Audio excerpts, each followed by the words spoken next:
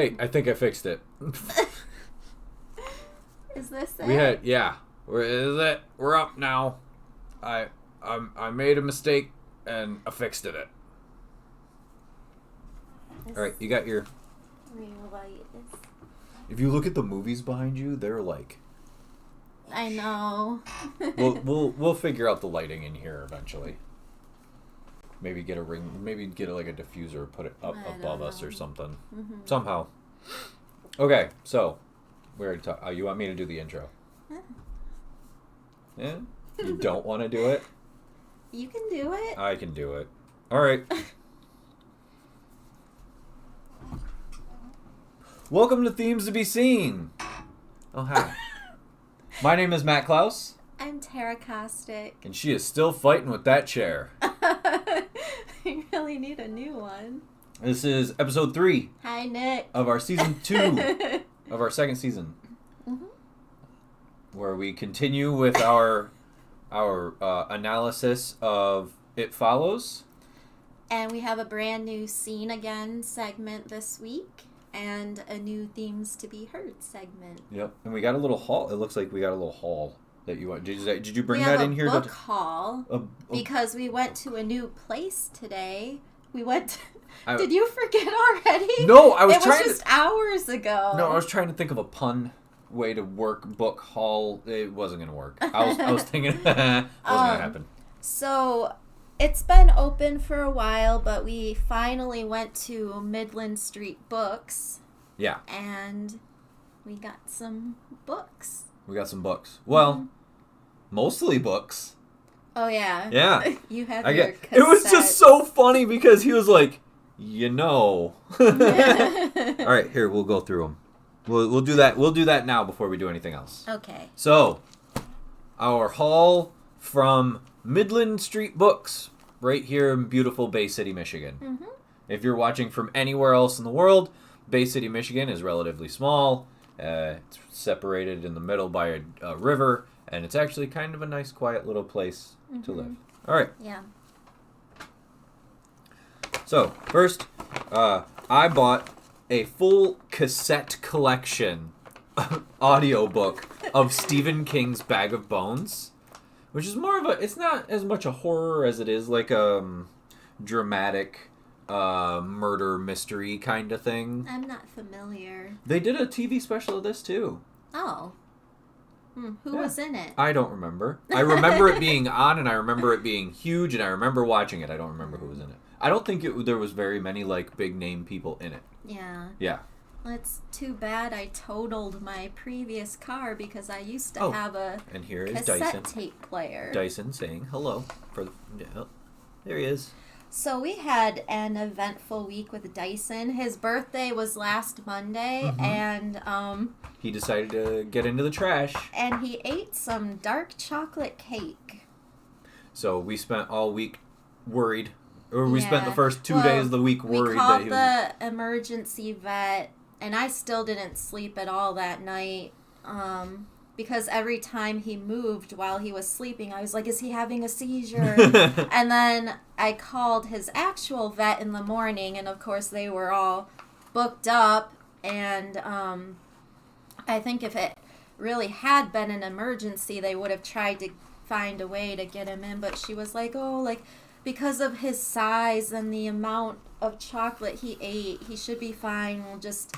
have him go on a bland diet for a few days. So he was eating like just white rice and boiled chicken.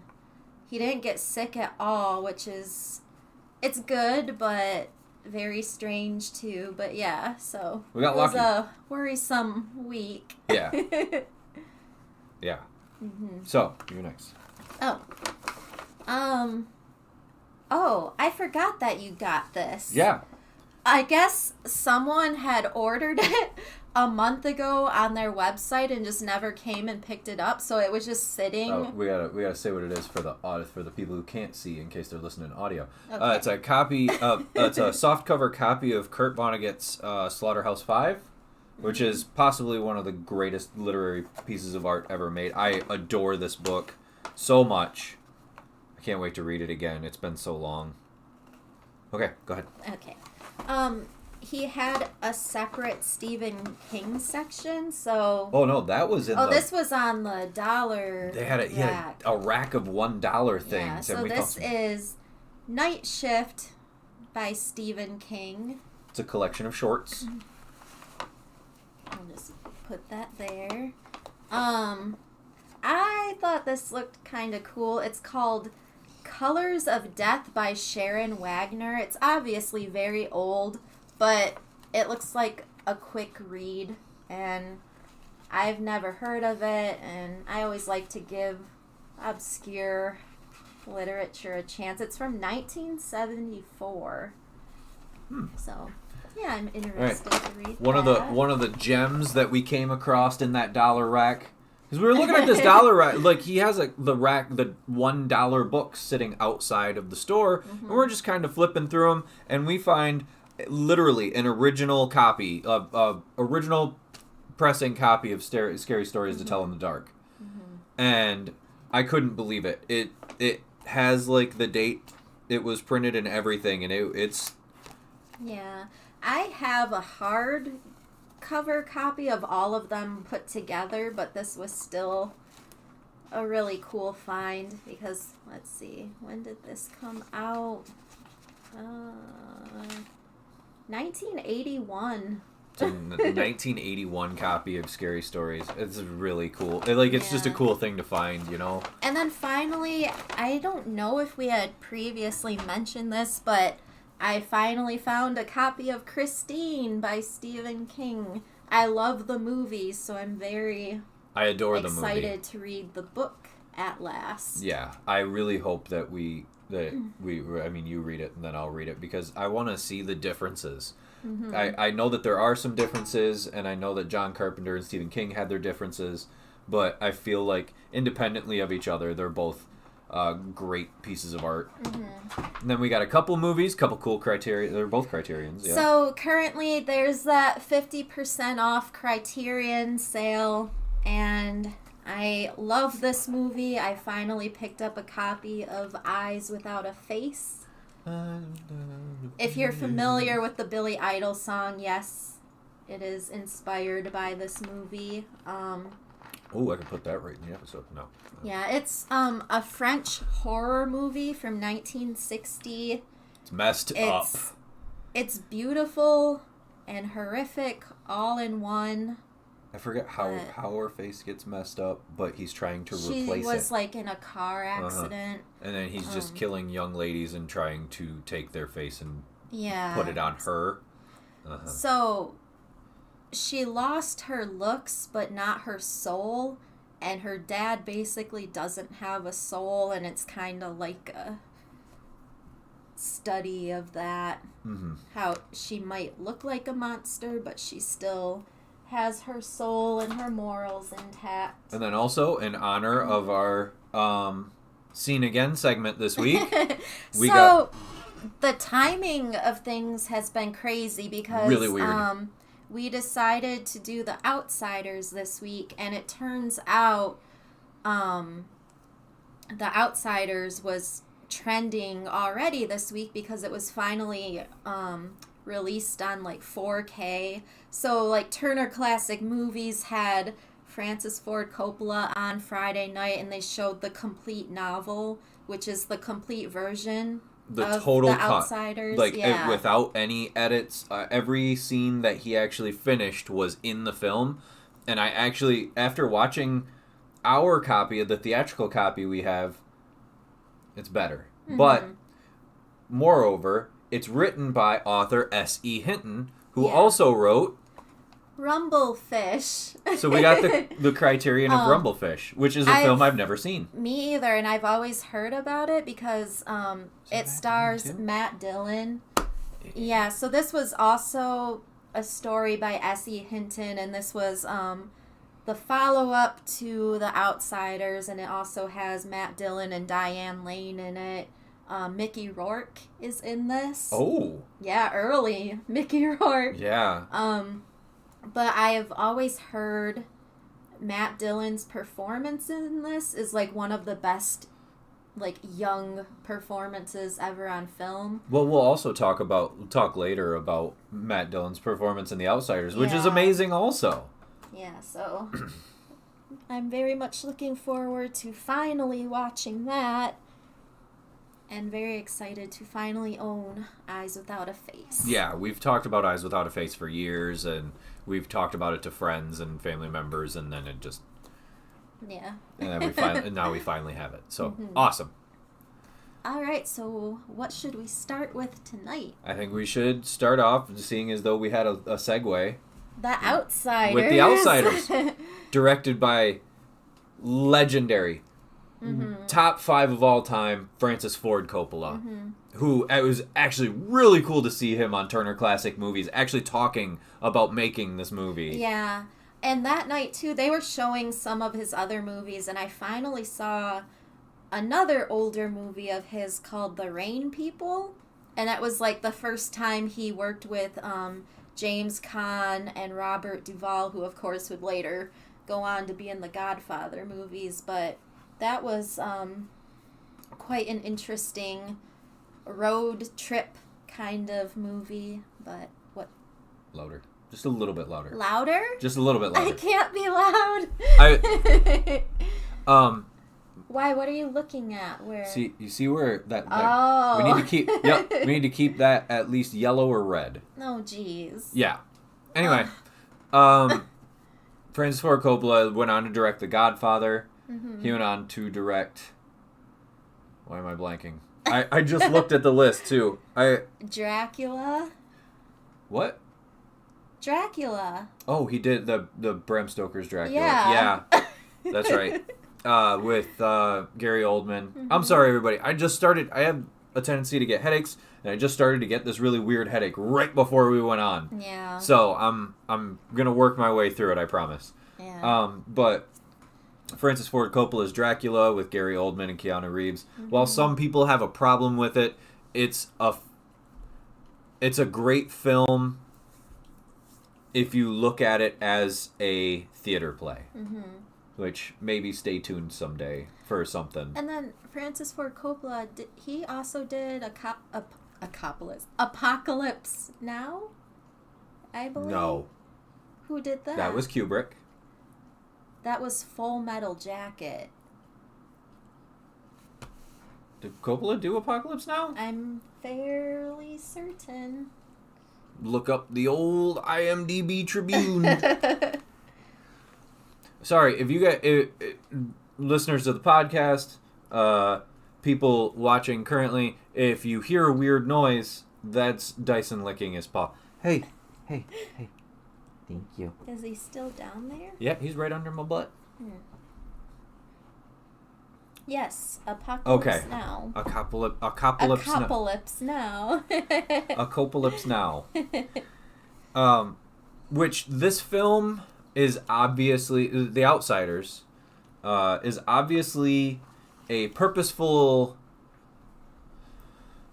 How do I explain this? It's a purposeful throwback to Golden Age Hollywood. So basically, the year before he made The Outsiders, he had, like, this romantic movie come out, and it was, like, his least successful movie ever. I forget who was in it. It was something called Heart, but it bombed, like, really bad. And so, there were school children who were reading The Outsiders, and they voted on, like, if someone could direct this movie, who would you want to direct it? And they voted for him. So he was inspired by these kids to create The Outsiders, and he became close with S.E. Hinton, and they actually shot in Tulsa, Oklahoma, and he loved working there. And S.E. Hinton was actually there the whole time. It's not very often that you shoot a film based on a novel where the author is actually present on set the whole time. And she loved hanging out with the young cast, and she actually portrays a nurse in the hospital. But yeah, and so they decided to collaborate on this, and the cast is just the cast insane. is one of the most amazing things ever. Like the amount of money, we're never going to get films like this again. Because the amount of money it would take would be insurmountable to what any studio would want to pay to make a film. But of course, at this time, most of them were relatively unknown. And it's crazy to even think about. Well, but it is funny to think that he had previously worked with Martin Sheen on Apocalypse Now, and now he's working with Emilio. So I'm wondering if they... knew each other before had some sort of dialogue before, but yeah. The casting, they pretty much knew right away they wanted C. Thomas Howell to play Ponyboy, but everyone else, like according to Ralph Macchio, they all showed up and they didn't know like what they were reading for, and Francis Ford Coppola would kind of make them all get together as a group and read, like, okay, Emilio, you read this line, and it was a way of getting them to all like interact and well, it also get to know each other. From a director standpoint, when you have a cast like that where anyone could play anyone, one of the things you want to do is have them all read, okay, we know for a fact this guy's going to be this one, and we know for a fact this guy, or I'm pretty sure that this guy is going to be this one. So what you do is you have everybody else read every other part and see where they stand out. And he's a smart enough director to go, oh, did you hear Emilio read that? That's perfect. That's exactly what I wanted in the movie. And him, I'm pretty sure they were all sitting doing table reads, and him and S.E. Hinton are sitting next to each other, just point like, oh, there it was. That's what we needed. But yeah, the cast in this is insane. So first, okay, so this wasn't really like a childhood movie for me. This was me more as a teenager with friends, like watching the movie because we had crushes on these actors, even though this was like a whole 20 years before. Yeah, because this movie's what, almost 40 years old now. 1983. Yeah. So it came out the year before I was born, but like C. Thomas Howell, we were all like, oh, if only we could go back to the 80s. Because... Well, he has these big puppy dog eyes this whole movie. Which is perfect because this character is supposed to be this embodiment of innocence, and he has these big eyes where everything, and he's always kind of looking up. So yeah. But you've got him as Ponyboy, Patrick Swayze as Daryl. Patrick Swayze, prime Swayze too. He was young, he was in shape, he had always been a good actor. I've always been a fan of Patrick Swayze, and if you knew me as a young person, there's a reason that Patrick Swayze Roadhouse. Patrick Swayze has pervaded my life as a joke for a long time. It's funny because I was getting my tattoo worked on recently, and my tattoo artist was like, this might suck a little bit because I'm going back over what I already went over last time you were here. And I looked at him and I went, pain don't hurt. And he looked at me and he squinted his eyes and he's like, did you just quote Roadhouse? And I was like, yeah, man. And I told him the whole story about where the name The Cooler came from. So, then we have Rob Lowe as Soda Pop.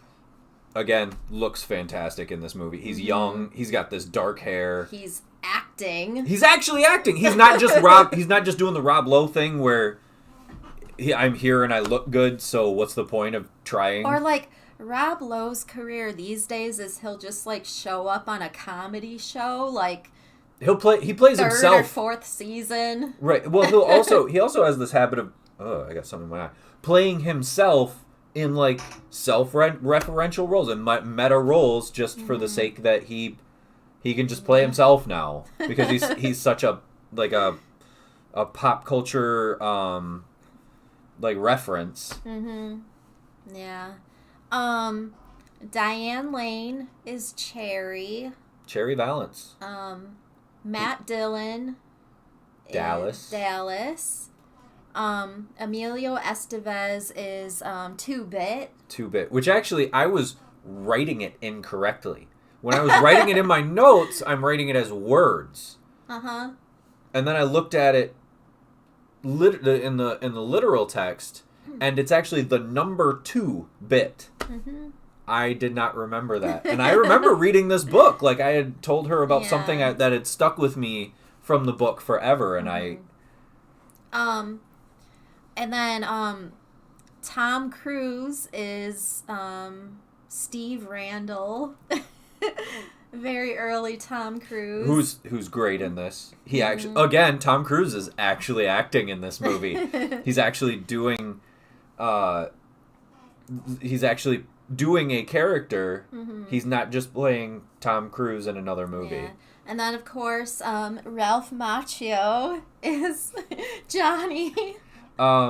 We kind of glossed over Emilio Estevez playing 2-bit. Because the 2-bit character is almost kind of written for him. Yeah. He's got this perfect laugh, and he gets to do high and low. There are parts where 2-bit's this really heartfelt character, and there's other parts where he's absolutely obnoxious and he's loud, and Emilio Estevez does such a good job at walking that line and making this character a person. Yeah. Tom Waits does show up very briefly. And plays Buck. Yeah. Leif Garrett, who was like a child star in the 70s. He was a teen heartthrob. Bob. Yeah. Is he's not around anymore, is he? He was doing like a book tour last year, but he's not looking too great. Which is a bummer, because he looks really good in this movie. He actually acts really well in this movie. Mm-hmm. Tom Waits is still around. Flea, the bass player of the Red Hot Chili Peppers, an extra role in this film as just one of the random Socs. Mm-hmm. And I couldn't believe, once I saw his face in the background, I was like, holy crap, that's definitely him. Yeah, even young Sofia Coppola shows up in this movie. Is she like 8 in this movie?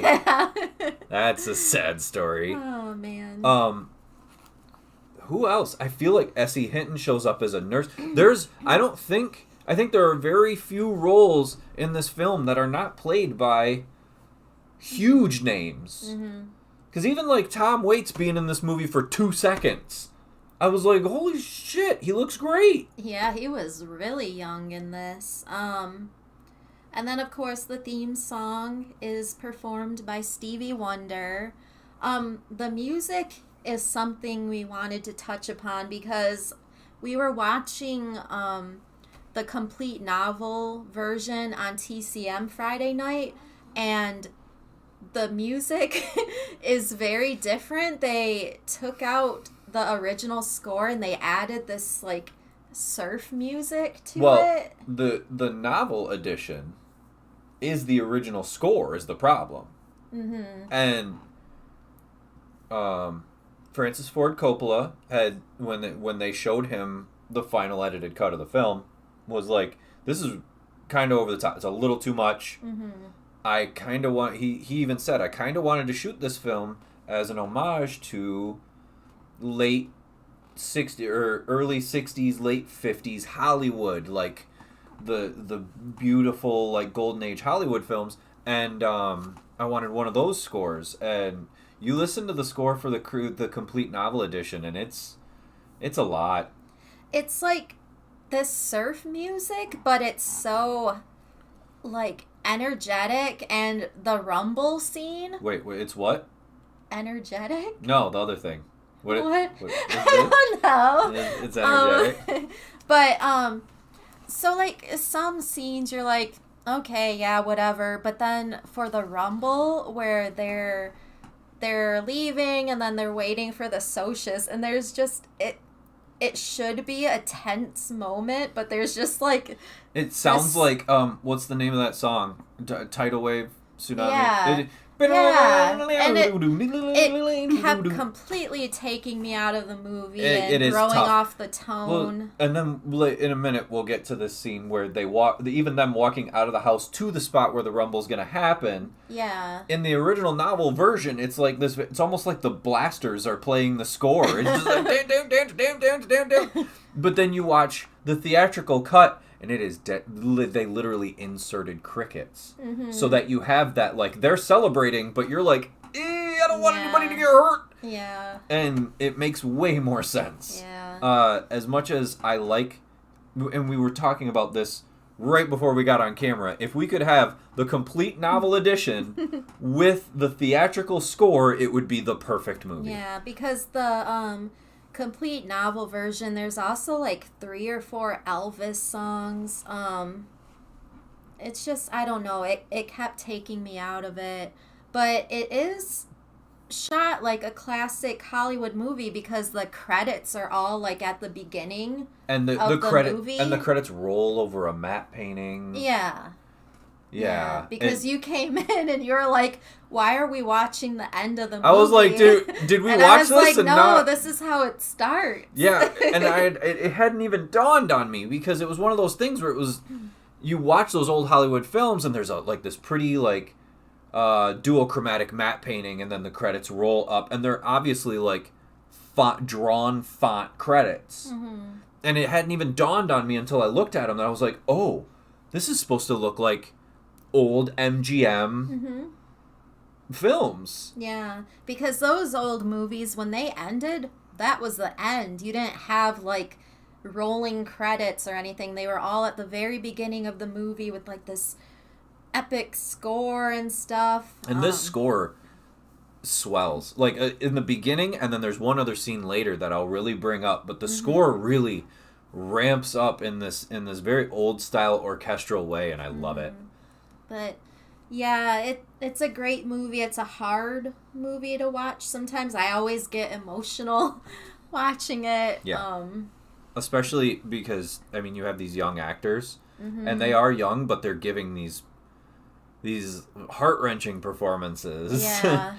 And we were noticing scenes that were, like, cut out of, like, the theatrical movie, and then things that were put into the complete novel that just made things make more sense. Like at the beginning of the movie when Cherry and Ponyboy are talking, or this is when the Socs show up and they're jealous that Cherry and her friend are with Ponyboy and Johnny and Two-Bit.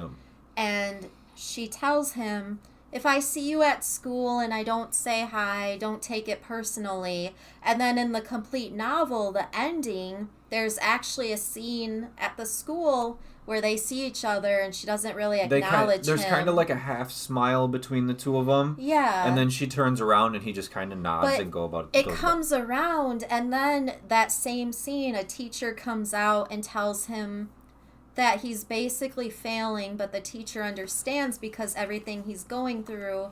And so the teacher wants him to write a theme for the semester, and that's why the movie starts with Ponyboy writing in his room, because he's writing the story. But those scenes were in the complete novel, and it was just a circle, and it made things make more sense. Yes. Right off the bat, right after we get out of those beautiful old style credits, we get right into a violent confrontation between Socs and Greasers, where I think it's like 3 Greasers are fighting against a Soc, and then the Soc turns around with a switchblade and backs them all up, and it's right in your face right off the bat. There's no waiting for it, and it's just like showing the small town, which. It's a stylized version of Tulsa, Oklahoma, right at the rural Tulsa, Oklahoma, and it's going through this small town and it's showing us everything as we catch up to our 3 main characters, who are Ponyboy, Johnny, and Dallas. And when a film starts right in with those 3 characters, you are meant to assume that those are your 3 main characters. Yeah. like in the background you see other characters. You don't know if they're going to be like, you see Emilio Estevez in the 2-bit character just being absolutely drunk and obnoxious. He's being rude and crude to girls sitting in their cars, and he's like trying to fight guys, and he's just kind of wandering around this drive-in theater being a jerk, which is a contrast to what he is like literally 5 minutes later. But it's really cool.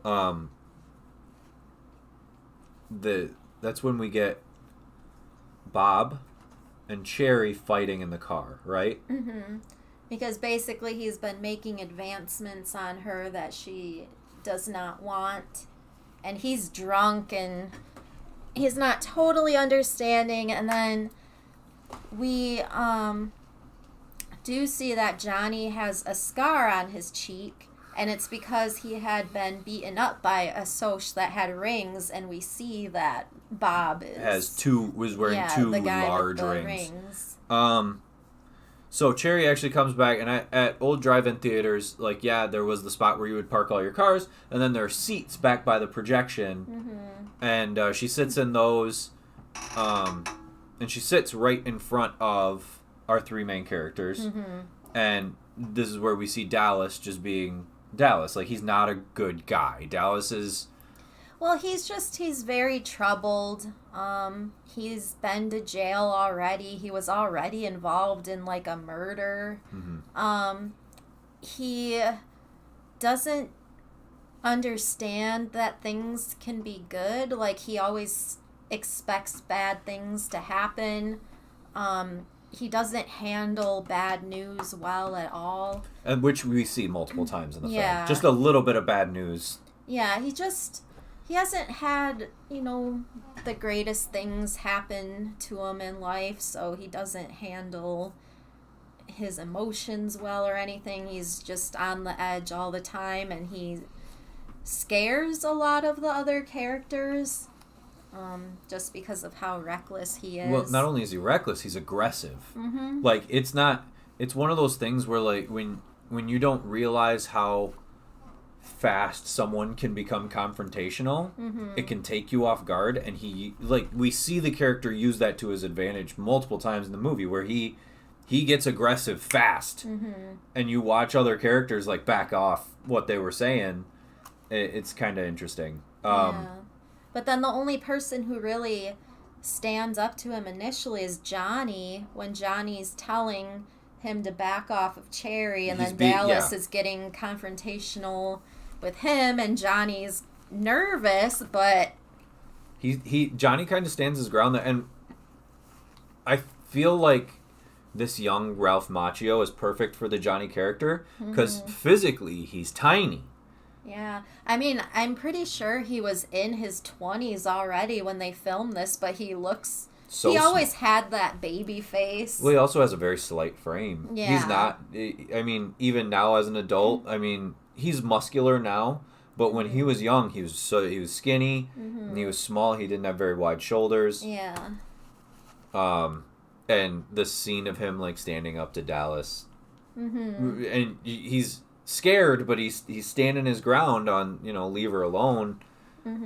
It's pretty cool. We get a short conversation here, which builds the relationship between Ponyboy and Cherry. But even though she's bothered by Dallas, she's still, like, she makes a comment, like, I hope I never see Dallas again. I just might fall in love with him. Like, it's a weird, like, oh, the bad boy kind of attraction, but... Yep. Dallas isn't just a problem for some people. He's a problem for everyone. I don't think there's a single character in the entire movie that actually doesn't have a moment with him. Even other greasers, because, like... Tim or Tom. Tim is the leader of a gang of greasers. So we have the group of greasers that hang out with the Curtis brothers. And then there's actually another group of greasers that is an actual gang that Tim runs. Yeah, with his partner Curly. In the complete novel, there's actually a few additional scenes with Tim. He comes up to the door of the Curtis house once. No, and he stays the night there too. There's a lot more with the Tim. But basically, Dallas slashed his tires, so he doesn't he'll go after anyone. It doesn't matter. Yep. It's established that the rich kids live on the south side of the town, and the poorer people live on the north side of the town, and it's the actual pieces of the actual social pieces, the workings of the town itself are right in the middle. So you have these two groups constantly right in each other's bubble, and that's where you get this conflict. And then the Curtis brothers, their parents were killed in a car accident, which is told in this really cool flashback. Thank you. Thank you. Yeah, a lot of the camera work in this movie is just, I don't know, it's a beautiful movie. But so basically Daryl, he's the oldest brother. He's taking care of Soda Pop and Pony Boy because they keep saying oh, you can't call the cops or go to the hospital because they'll put you guys in a boys' home because they're both underage. And Soda Pop is a dropout because he's also got a job to help support the family. So he and Steve Randall work at the gas station. Right. And Steve's shown to be, Steve, played by Tom Cruise, is actually kind of shown to be a loose cannon too. He's shown on a couple occasions to be he wants to go to work all week and then throw a party and everybody get wasted at his house. But he's young enough to the point where the Daryl character will look at him and go, and how are you going to fund this? Where's the money for that party going to come from? Are you going to pay for it? And I, and not just because it's Patrick Swayze, really like the advent of the Daryl character. Because, yeah, he is a greaser and he's involved in all the same stuff as everybody else. But he's also older. He's an adult already. He's seen the bad things and he looks at his life as a series of responsibilities now. But it weighs on him. And that shows in different ways, especially with how he treats Pony Boy. The acting between Patrick Swayze and C. Thomas Howell is great. They actually, in the theatrical version, they cut that fight at the dinner table short too. The fight at the dinner table in the novel version is much longer than it is in the theatrical version. Well, you don't got to turn away from the camera to take a drink. I'm coughing though, so. How far are we? Yeah, Leif Garrett looks great. Blah blah blah. I'm just kind of hopping through my notes here. I didn't take any notes because I pretty much have it all memorized. The Inciting Incident is after the drive-in stuff. The Leif Garrett character, played by Bob, gets his buddies together, and they chase down Johnny and Pony Boy, and they try to drown Pony Boy in a fountain, but Johnny stabs him to death with a switchblade. Yeah. So that is where we go from, all right, their life is already bad, to now it's all much worse. So yeah, then they go to Dallas for help, and since he's been through this before, Dallas lives in a crash pad on top of a non-licensed bar. Yeah. It's not like a real bar, but there's a party going on because it's like a house, but it's also a bar. It's got neon signs all over it, and he just lives upstairs in one of the bedrooms. Yeah. And basically, there's a party going on there, and then you see a dog going down the stairs. There's just a random dog going down the stairs. But basically, they go to him for help, and he knows a hideout, and he knows what train they need to get on, and he gives them a gun. So they leave town and they go stay in this abandoned church, and Dallas tells them, when you first get there, buy a week's worth of food before the story gets out. And then Johnny also buys peroxide, so they bleach Ponyboy's hair and they cut each other's hair, and they're basically like hiding out in this abandoned church for a week. And this is where we get like some of the absolute best parts of the movie, just classic Coppola shots. These upward like silhouette shots of them against the sun, the sun rising, and these really dreamlike shots of them talking and having the like. This is where we get the real context behind Ponyboy being like understanding literature so much and appreciating the beauty of nature. And then this is where we also get the Stay Gold speech from Ralph Macchio. Yeah. Which is... Because their friendship, like, Johnny is older. He's older than him by 2 years, but Ponyboy is always teaching him new things. Like, he makes a comment like, I never used to look at the clouds before you told me. And Ponyboy recites this Robert Frost poem, and he's like, I always remembered it because I never understood what he meant. And then by the end of the movie, we realize Johnny interprets it like because Ponyboy has helped to like expand his horizons too, and they have this really deep, meaningful friendship, and they have really good chemistry. The chemistry between these two actors is one of those really unmatched things. Like, you can't... I wish they could have acted in other things. That would have been cool to see. Yeah. But yeah, they had really good chemistry, and it's very touching.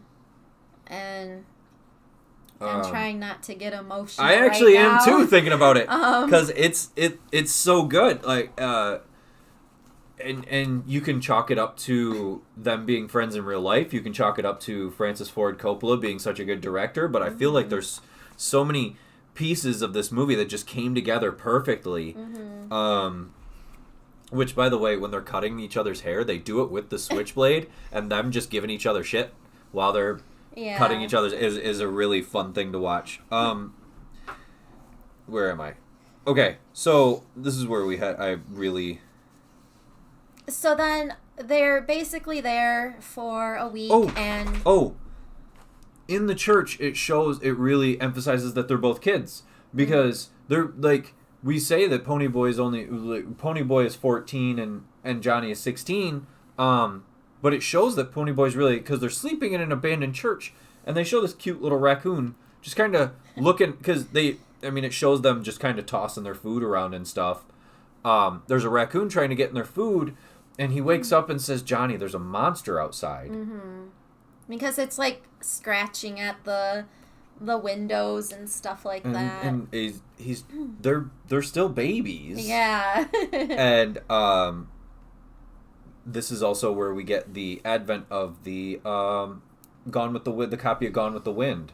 That is a through line, because Ponyboy loves literature so much. So because they had gone to see it together at the drive-in, and so Johnny gets him a copy of this book, because he's like, I figure that's a way we can pass time. You can read it out loud to me.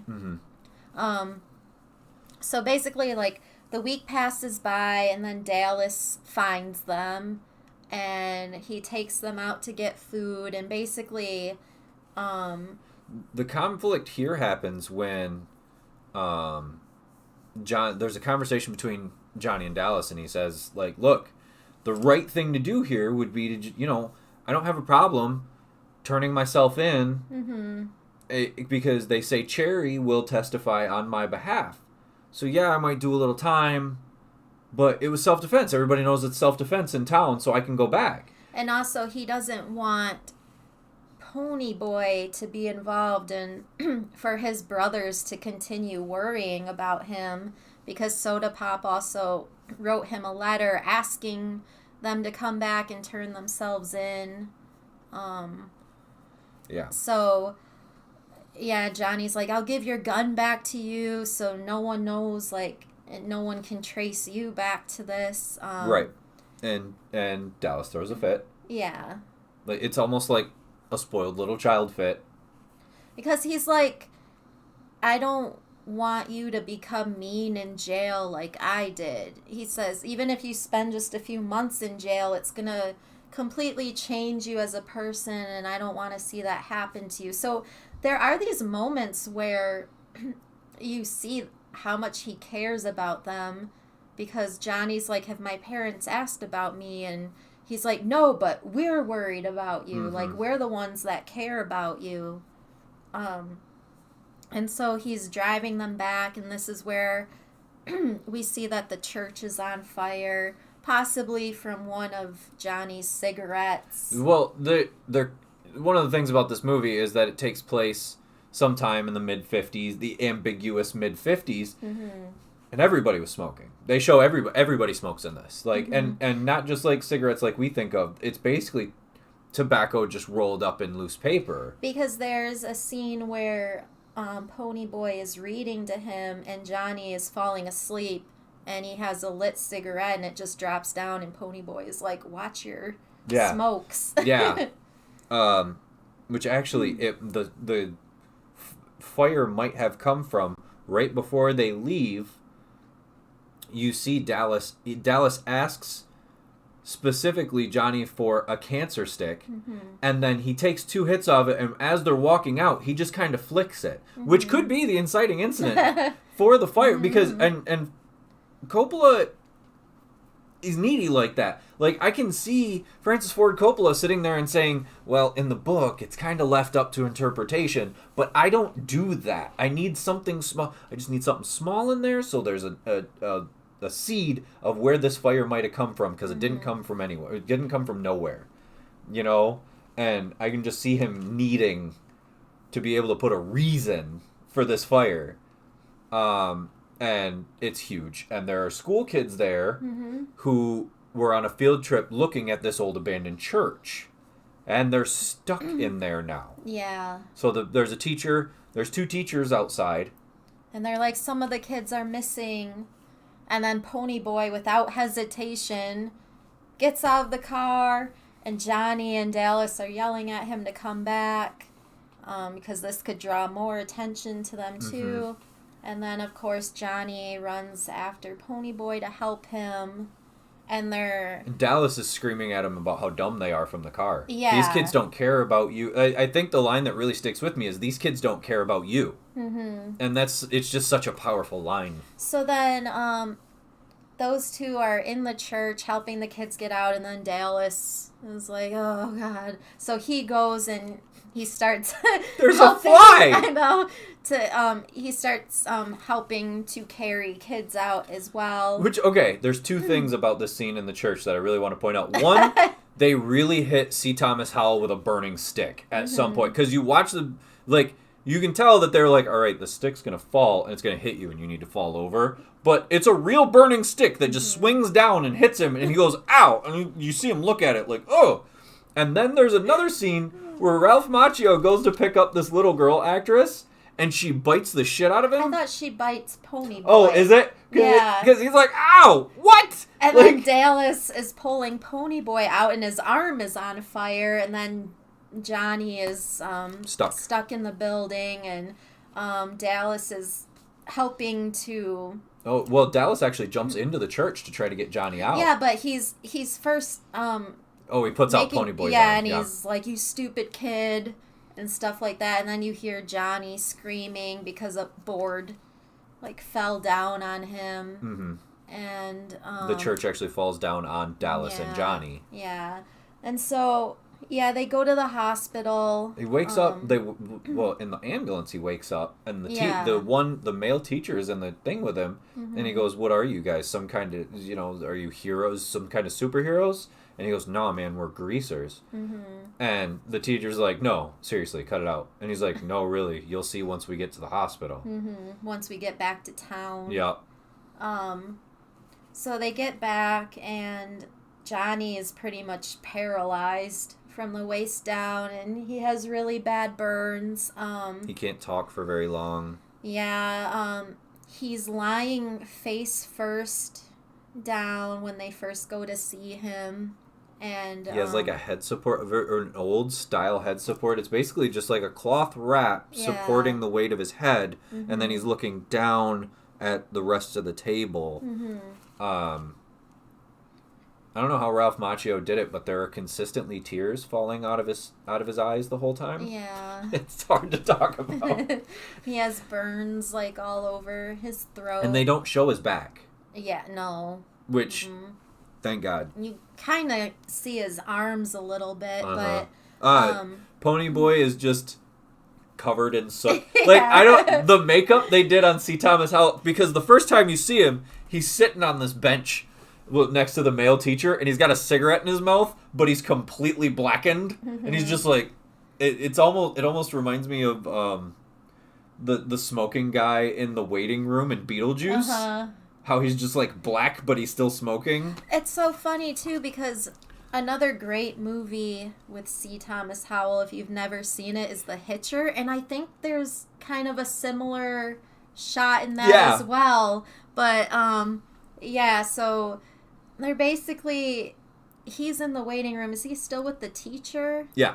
And the teacher's basically telling him like they're heroes. And in that part, he's telling him he should quit smoking. Oh yeah.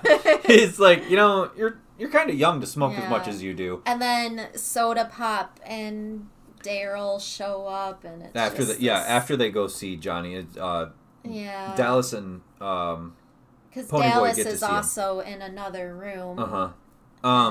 So this is where we first see the like a real interaction between the three Curtis brothers, and Patrick Swayze just chews this scene. And every time, we've watched it twice in the past 2 days, and each time you just notice him like, okay, he sees Soda Pop played by Rob Lowe, and he goes over and he gives him a hug, and he's like, hey man, you're a hero. But then Patrick Swayze gets there, and he grabs these two, and he's really crying, and he grabs Rob Lowe, and he grabs C. Thomas Howell, and he's holding them tight. Like, this is like real. You can see his muscles, like, flexing. Like, this is real for him, and it is, you can tell it's an established actor who really knows what he's doing, drawing these two younger actors into this emotional scene with him, and it's so cool to watch. I just realized we haven't had the pictures going. Oh. We've got a lot of pictures from this movie. I'll fix it. Yeah.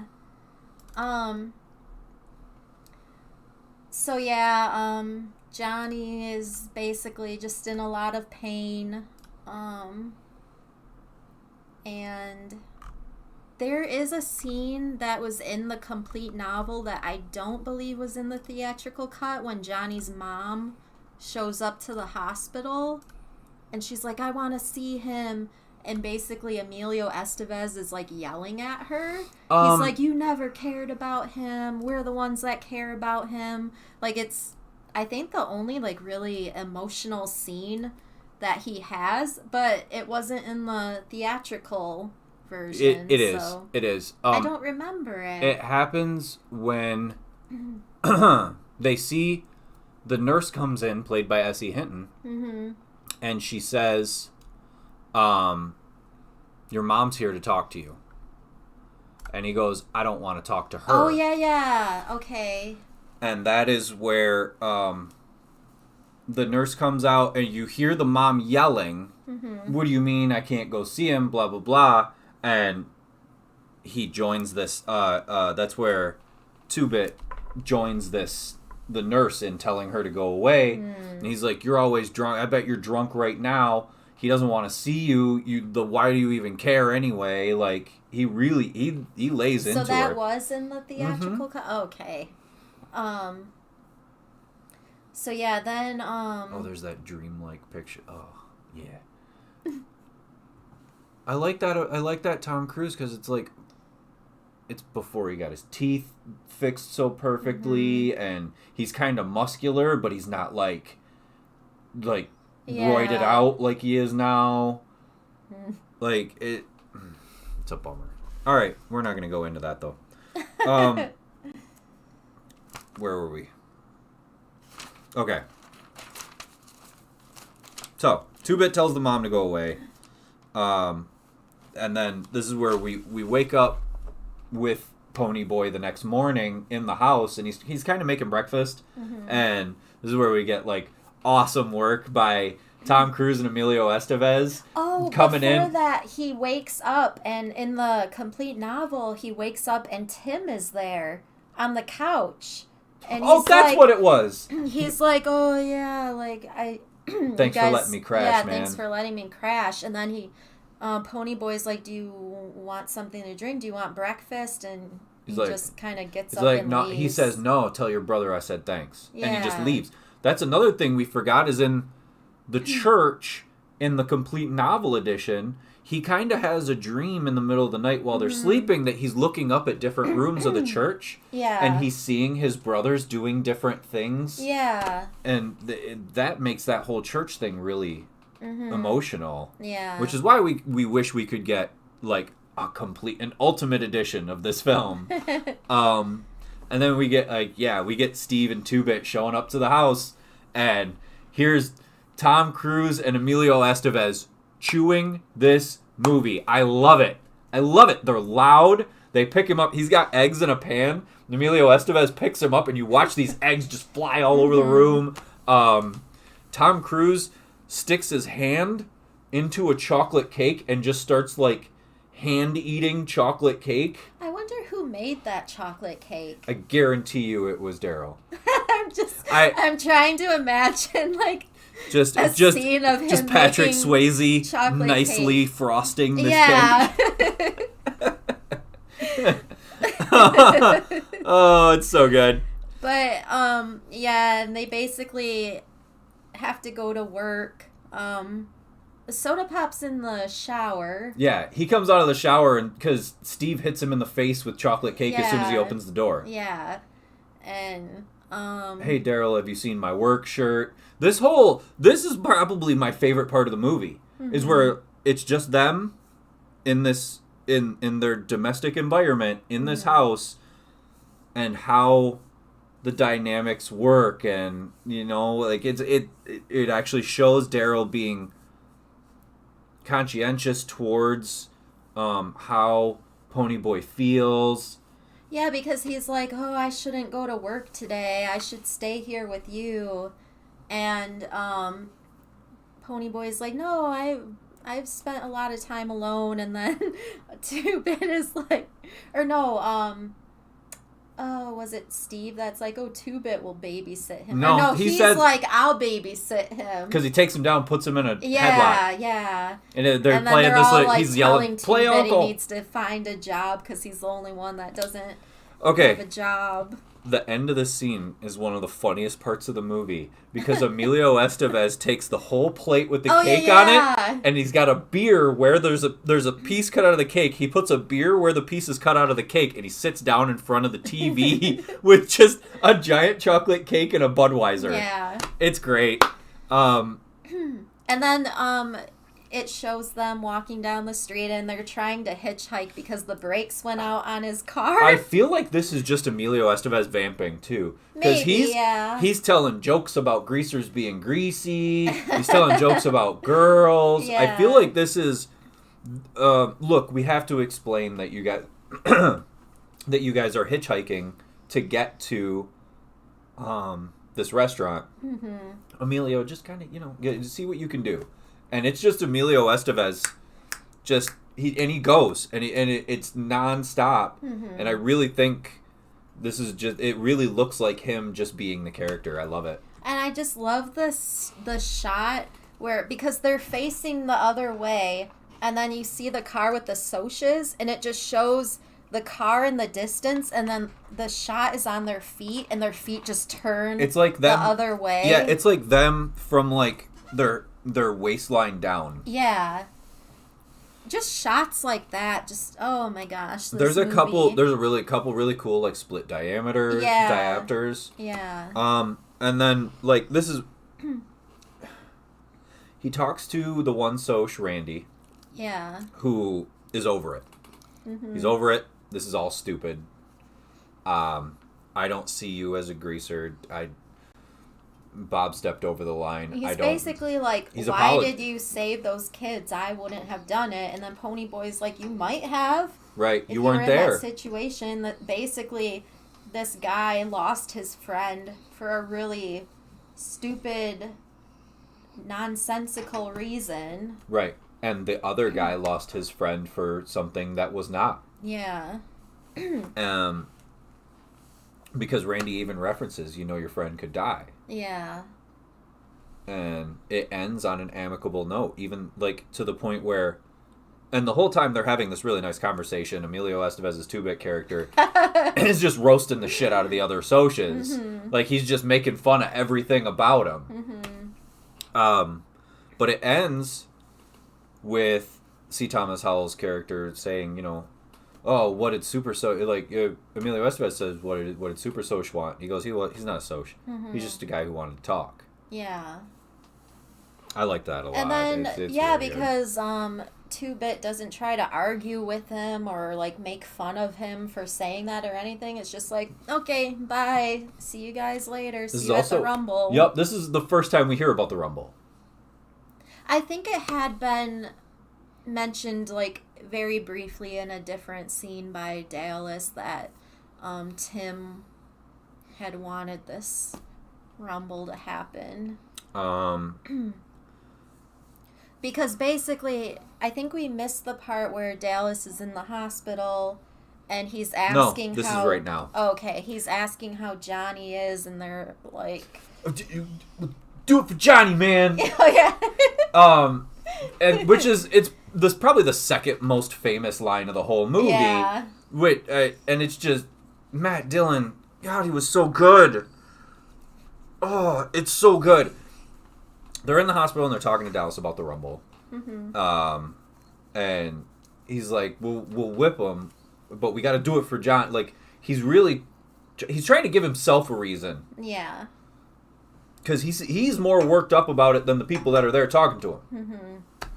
And this is where they're at the house getting ready for the Rumble. They all have just fantastic denim jackets on. It's all denim jackets and slim cut jeans and Chuck Taylors, and I am here for it. Yeah, and Daryl basically doesn't want Ponyboy to go. He's like, you look like you've been tense. Yeah. You don't look like you've been doing too good, and they all stick up for him because they want Ponyboy to feel like a man. They don't want him to. They don't want to emasculate him to himself. And this is the scene that we were talking about when they leave. Because in the book, it said... Oh, God, I'm trying to remember. Daryl learned acrobatics at some point in his life. Yeah. And it's a thing that's referenced in the book. And he taught everyone else. Which makes sense if you talk about it. But they don't say it at all in the movie... Because we have 2-Bit doing single bar stuff, flipping over the fence. We have Daryl hopping the fence and doing pommel horse stuff. Mm-hmm. And then Steve jumps up on the car and does a backflip. Yeah. And you're like, part of you, if you have never read the book, goes, where did they get that from? Yeah. But also, this is where we talk about where they literally inserted crickets, so it's this very tense. It's so quiet. But they're screaming and they're getting themselves amped up. Tom Cruise does this really cool thing with a beer. Tom Cruise does the professional wrestling thing where he takes a big drink of the beer and then he gets a bunch more and sprays it up into the air. And then he makes a comment no one in the neighborhood is gonna call the police because they know better. Well, no one's gonna call the fuzz because they know better. Well, it's not that I don't think he means that they know better. It's just that it's the slums. Nobody's gonna call the police. Yeah, exactly. Then this is where we get the Rummy. They meet up with Tim and the other greasers. Mm-hmm. And then there's a moment between Patrick Swayze and the character who's playing the leader of the Socs, because we don't really get any story... Oh, that's such a good picture of Ralph Macchio. Any story around the Socs, they're kind of depicted as animals most of the time. But there's one humanizing moment, and it's right here, and it's where Daryl and the leader of the Socs, they kind of greet each other. There's almost a little handshake. And Two-Bit's like, what's going on there? You know, and they used to play football together. They used to be pals. It makes you wonder how, if their parents were still alive, if they would have been on the other side. Yeah. Because maybe they used to be. Right. Like, maybe the only reason they're poor is because they don't have their parents. Yeah. And this is where we get this really cool rumble. And it's shot so intelligently. We've been talking... We're an hour into the show. But these Scene Again segments, maybe... I don't know. We might have to start making it its own show. Like, a lot more fun with them than we anticipated. Yeah, we might have to do 2 episodes a week, and one will just be Scene Again, because this is the second time where we're like, oh no, we've been talking about just this segment for over an hour. Oh my gosh. Especially next week when we do the Witches of Eastwick. Oh, that's all you. This will be my first time watching this movie. Oh my gosh, I'm so excited for you. But I actually haven't seen it since I was, like, really young either, so I'm very excited. But yeah. Okay, so it's shot intelligent. These shots are really cool because while it's showing this, like, it purposefully uses some kinds of symbolism, because in these shots of these kids punching each other, there's this raging fire in the background, but it's raining. Mm-hmm. So they're fighting, and this is where you get a couple shots of baby Flea.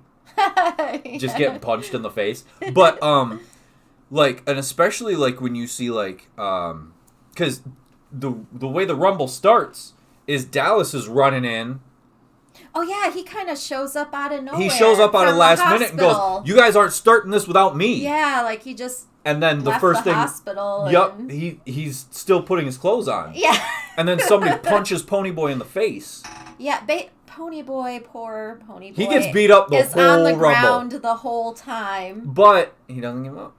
That's what matters. And they show Steve kicking ass. They show Daryl kicking ass. Mm-hmm. And there's just Ponyboy just getting punched on the ground over and over. Yeah. But there are shots like when Tom Cruise picks his arms up like this and the fire is right behind him, and it's this it's almost like sinister. Yeah. It's like the evils of everything that we're looking at personified. There's another part where there's a greaser holding a Sosha's head, and he's just beating it into the ground, and you don't expect the amount of brutality that's in this scene. Mm-hmm. And then they win. The Soshas run away. Yeah. And the orchestral core, the score goes bananas right here. It's big. There's horn sections and drum sections, and it's awesome. And you cannot find the score on Spotify, by the way. It's so crazy because no one gets, like, seriously or fatally hurt, because that early scene with Randall and Ponyboy in the car, Randall's like, someone could die tonight, like someone else could die, and then it just they talk about it again in the house because Daryl says, I don't want you to get hurt, and Soda Pop says, nobody gets hurt, it's only skin on skin. There's no weapons allowed. Yeah, this one they've established there's no weapons. Yeah. So that's I wonder if that was like Bob's death was kind of like, on everyone's minds there. We're going to have to speed this up a little bit. I know. Which sucks because everything from here on out is so significant. Mm-hmm. But they leave the Rumble. They get stopped by a cop. There's a cool little scene. Matt Dillon gives a really cool sucker. They get to the hospital. Hardest scene of the movie to watch. Oh yeah. Is Johnny passing. Yeah. They tell him that they won the Rumble, and he's like, so what? That's fighting is the dumbest. Yeah. I don't care. And then this is where he tells Ponyboy to stay gold as he's passing away. Yeah. And this is where Dallas loses it. Yep. He's done. He's done with it. Because he's like, you did something good and you still died. Like, what's the point of doing anything good? And he has this gun that is not loaded, and he doesn't even have any bullets for it. Yeah, he's aiming it at the hospital workers, and he's like, why do you bother helping people? It doesn't do anything good. So he robs a store. Loses it. He robs a liquor store. He runs away. In the meantime of him robbing the liquor store, Ponyboy goes home and tells everybody that Dallas is lost. We have to find him before he hurts someone else or himself. Yeah. And they find him just in time to watch the police kill him. Because he had actually been shot by the store owner when he was leaving. You don't realize it at first until after he calls Daryl, and he had been leaning on these, like... What you're talking about is only in the novel version, where he makes a call to Daryl. They didn't have that? It's not in the theatrical version. It's not. I could have sworn I always remembered that part. It's not in it. Oh, wow. So he calls Daryl in the novel version. He calls Daryl, and he's leaning on like some boxes. Yeah. And then he stands up, and there's blood there. Not in the theatrical version. Oh, I could have sworn I was always taking remembered notes. that. I was taking notes while she was in here getting the picture packet. Picture package. There it is. Together. And nope, it's not there. I always figured that's why he just goes for the full suicide. Because Ponyboy goes home. Yeah. And Ponyboy goes home, tells him what's going on. Next thing we know, it's him getting shot by the police. Yeah. There's nothing in between. Mm-hmm. Which, again, hey, whoever is cutting this movie, whoever, does MGM still own this? Because, like, give us the ultimate version of this film. Give us the complete edition of this film. With the original score, not the surf rock music. Well, the Coppola score, the novel cut. And just put those two things together. Yeah. They watch Daryl get murdered by the police. Yeah. Which, it's suicide by cop. Mm-hmm. He does it on purpose. Yeah. This is where he reads... Oh, wait. No. This is where, in the novel version, we go to the scene at the school right after Daryl dies. Or right after Dallas dies. There's a little exchange of looks between him and Cherry. Little smile. They turn away from each other. A teacher says, you missed a lot of school. Understandable circumstances. Mm-hmm. If you write me an essay of personal experience, I'll pass you with a C. Mm-hmm. In the theatrical version, that does not happen, and it takes context away from everything else that happens after this. Yeah. So he goes home, he reads this beautiful letter that Ralph Macchio reads. Sucks to talk about him tearing up. He had it tucked into the copy of Gone with the Wind. And basically it's him, like... If he would have realized... interpreting the poem. Well, also, he's telling him to tell Dallas things. Yeah. So if he'd have realized that the letter was in there the day before, Dallas might still be alive. Yeah. Ugh! But basically, he says it was worth it to give his own life for the lives of the children. And... this is where we get more about staying gold. Yeah. Understanding what it means. Which he says, why don't you try to use that to help Dallas, is the whole point of the letter. Mm-hmm. He's never seen... You showed me these things. Why don't you show him those things? And maybe he'll feel better. And it's just a little too late. And so that letter inspires him to start writing. And what we can assume is that the whole story that we've watched has been told from the memory of Ponyboy. Mm-hmm. It's great. Yeah. Well, we're hour and 15 minutes into a 2-hour show. Should we skip a segment this week? No? No. We'll speed it up a little bit. Okay. We might have to... Well, I mean, I thought that there was going to be... You have a lot more about our themes to be heard. But I don't think... That's all I have. I think I have more of, like, the making of it and the controversy of it. Well, that'll go fast. Yeah. So, up next... I'll change the slideshow.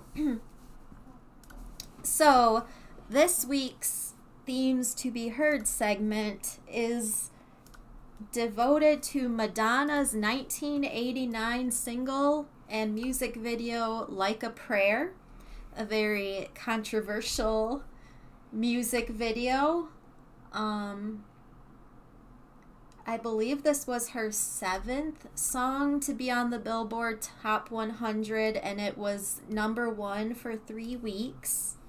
So a little background about this. This song was written by Madonna and Patrick Leonard. She was at a point in her career where she now had like 2 consecutive number 1 albums and sold out tours. And so we had Like a Virgin and True Blue before this, right? Yeah. That True Blue album is probably my favorite Madonna album. Yeah, me too. I think that's my favorite era of her. That's when she was married to Sean Penn too, which I know that didn't end great, but like musically too, I think that's like my favorite and my favorite like image of her. Yes. But at this point in her career, she wanted to cater more to her adult audience, and she wanted to really step up her songwriting. Well, her teen audience was growing up. Yeah, exactly. She was staying in touch with her audience, yeah. And she knew that people wanted to see like a more adult version of her, so artistically and personally, she just wanted to really grow as an artist. So she wrote this song that was kind of about a young girl's relationship with God, basically a young girl feeling in love with God, and that God is the only paternal figure, male figure in her life, because Madonna was raised like in a Catholic family, and 3 blocks from where we're sitting, by the way. Yeah. Madonna's was raised from Bay City. 3 blocks that way, and I can actually show you the house. Yeah, my great aunt went to school with Madonna's mom, and when she was still alive, one time she drove us past Madonna's childhood home. We drive by it every day. Yeah. There's also, again, later on, hopefully we have more viewers on YouTube someday. If you watch this, just make sure, if you find our Instagrams and stuff, in Bay City, there is this giant, really cool Madonna mural in Bay City that we absolutely love. Yeah. So yeah, at this point in her career, she wanted to cater more to her adult audience, and so while they were making this music video, by the way, was directed by Mary Lambert. Now, Mary Lambert previously directed the Like a Virgin video, the Material Girl video, the Borderline video. She also directed videos by the Go-Go's. Did she set up the tripod for the holiday video where it's just them? No. She directed the Glamorous Life music video by Sheila E. Control and Nasty by Janet Jackson. Videos by Bobby Brown and Motley Crue. She is mostly known for the Like a Prayer video and for directing Pet Sematary. Yeah. Which some of the camera work. I forgot that, and I was doing a Pet Sematary impression all day today. Yeah. But it's kind of crazy because some of the camera work in Like a Prayer is used in Pet Sematary. I agree. But so while they were making this video, she and Mary Lambert would get together and listen to the song repeatedly, and Madonna wanted to create something that was more provocative than anything she had ever done before. She definitely wanted to have like an interracial relationship portrayed and like all of the religious aspects, since this was written about a young girl who was in love with God. And then Mary Lambert also wanted to incorporate like elements of ecstasy and stuff like that. So whose idea was the anti-racist imagery, like adding such racist imagery as a way of fighting it? Like, I think that was them together, because initially Madonna was seeing like a young girl lusting after like someone on stage or something, I think, and then they just repeatedly kept listening to the song, and I think they eventually like came to what you see here. But while they were making the video, since Madonna was so big at the time, Pepsi wanted to get involved, and Pepsi was supposed to sponsor her next world tour, and they basically came up with a $5 million sponsorship contract, and they created a commercial with Madonna that was going to debut the single, and you can view the actual commercial like on YouTube and stuff. It's called Make-A-Wish, and basically the commercial is Madonna watching childhood videos of herself, like one of her early birthday parties, like seeing herself as this young girl that had these dreams, and it's like her and her younger self in the video are aware of each other, and they kind of swap places. So her younger self comes into the future and sees like everything that she's accomplished, and then Madonna goes back in time, like her adult self goes back in time, and she's, you know, singing the song, and everyone's like dancing in a theater, and she goes back to her school, and then there is a church like scene, and it might be all the same like choir people that were in the music video as well, but it was a 2-minute commercial. It initially aired during the Cosby Show, because the Cosby Show was very popular at that time, and there was nothing like offensive about the commercial or anything. The music video dropped the very next day. It was supposed to have this big debut during Entertainment Tonight, and then the officials watched the video and they were like, oh, burning crosses, Black Jesus. Yeah, and they were like, oh, we might have to cut bits of this, like, and then just show it during the end credits, and they kept watching the video, and they were like, oh, I don't know how we're gonna do this. And so it was shown later, and there was an instant uproar, like the Vatican condemned it, because of, they said it was like blasphemous religious imagery, and then people started to boycott Pepsi products. What's going on? He's being obnoxious. Back up, you silly. Come here. Over here. Over here. There. And so immediately Pepsi like pulled the plug on this ad because people were starting to boycott them. They canceled the sponsorship contract with Madonna. Allegedly, they let her keep the money, though. Well, I mean, if they pull it due to something other than the ad itself, yeah, they're the ones breaching contract. Yeah, so basically the commercial was banned.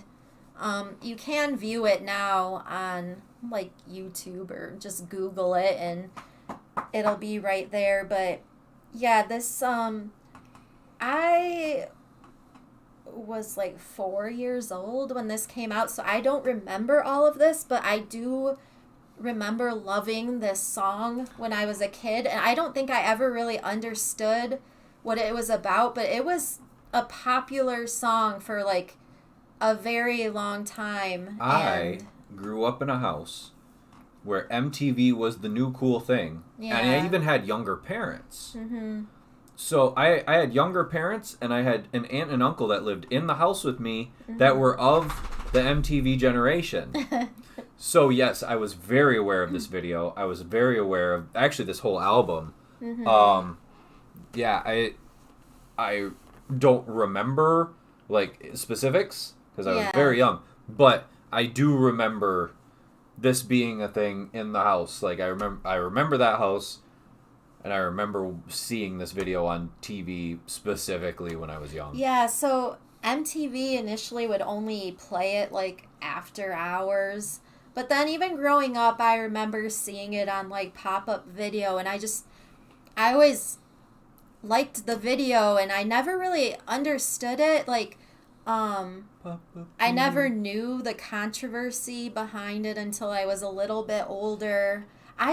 Madonna was like everything when we were kids. I loved Madonna. What was the age of like transcendent superstars, which you're not going to get anymore? Yeah. People like Madonna and Michael Jackson, that you're not going to get stars that big ever again. Because I think not long after this, so I loved the movie Dick Tracy when I was a kid, and I think VHS.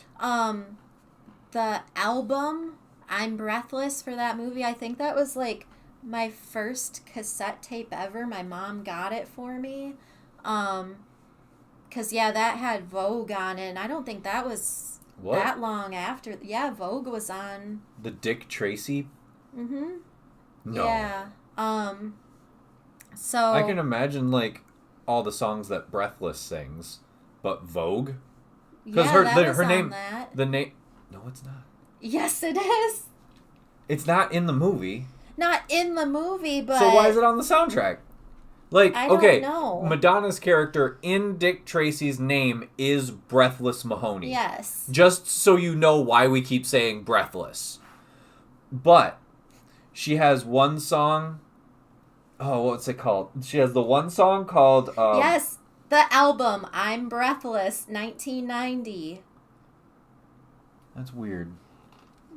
Not really. But, so Okay. yeah. Carrying on. I totally forgot what I was saying, but I think the video, I never saw anything offensive about it. I think parts of it just used to confuse me, like the girl that gets murdered in the video. Mm-hmm. I used to think it was Madonna because both of them have that curly hair. Yeah. And I was like, oh, is she a ghost? Is she like watching this happen to herself? And I never knew that. I never really paid attention that the lady actually died. I don't know. I just saw her as like being attacked. But there's like a little throwaway spot of the guys like tossing her. Well, when it does show her like watching it now, you see like, oh, she has a stab wound. But I guess that never really filtered my mind as a young kid.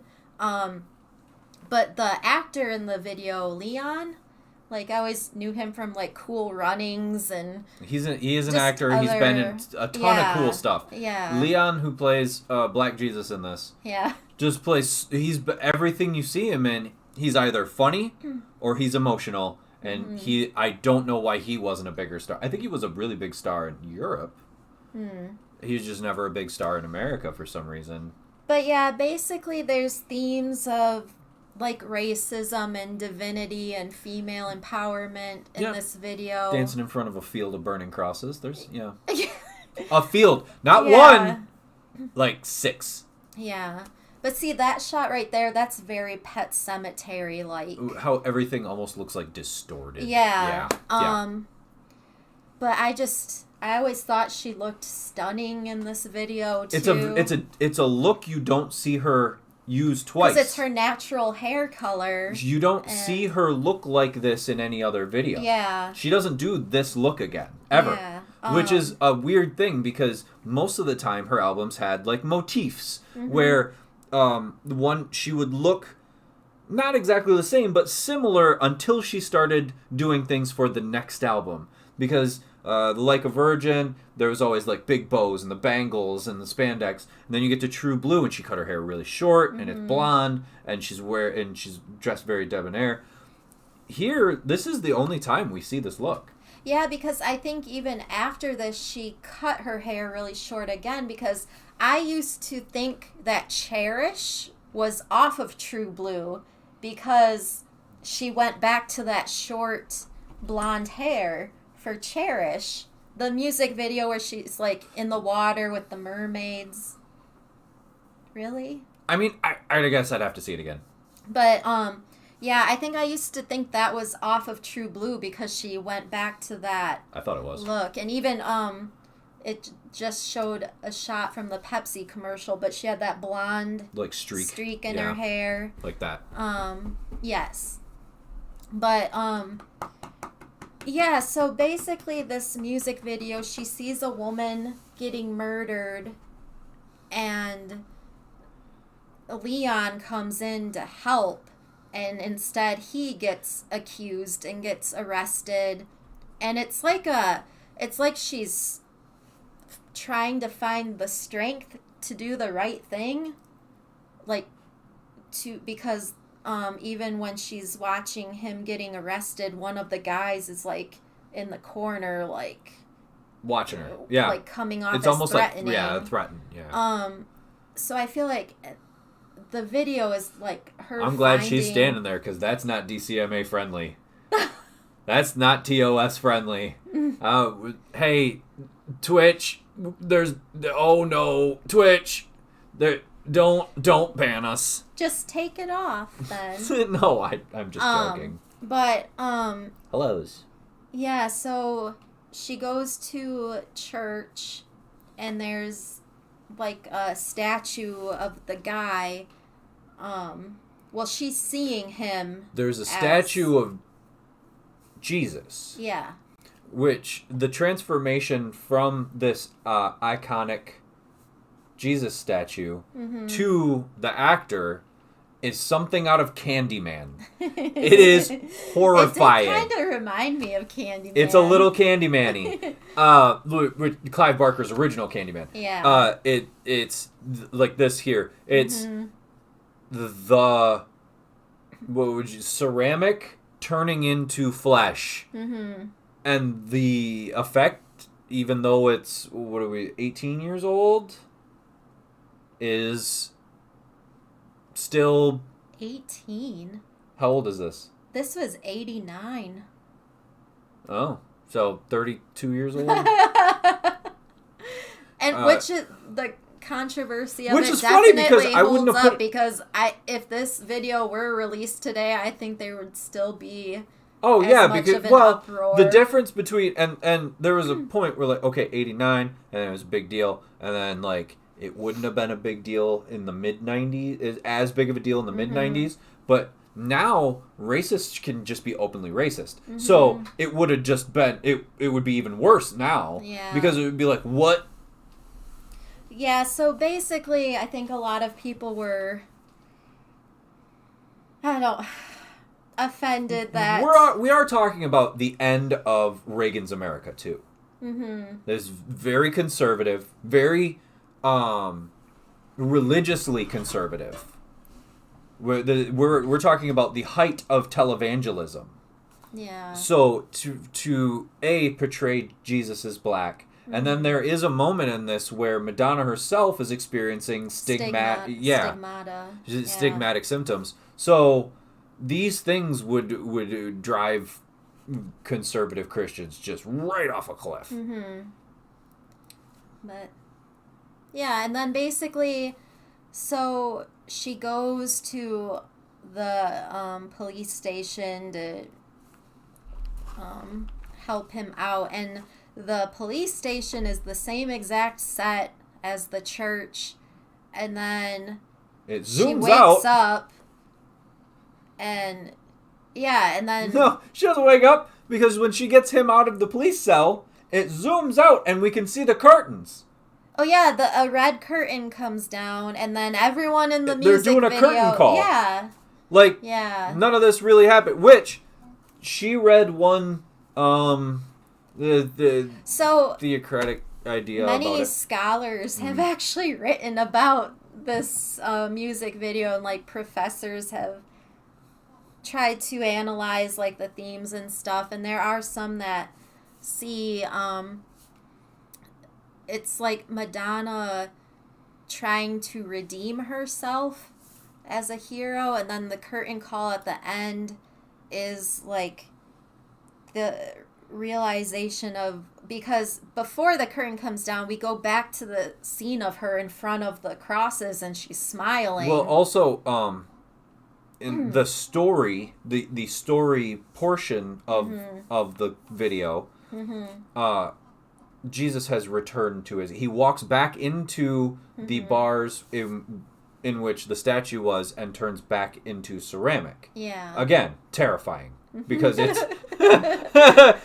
but then that's what she quote unquote wakes up from. Yeah. So you're saying you care. So there was one professor who saw this as it's the end, like the heroine saved the day and Madonna's the hero, like that kind of, like a female empowerment kind of thing.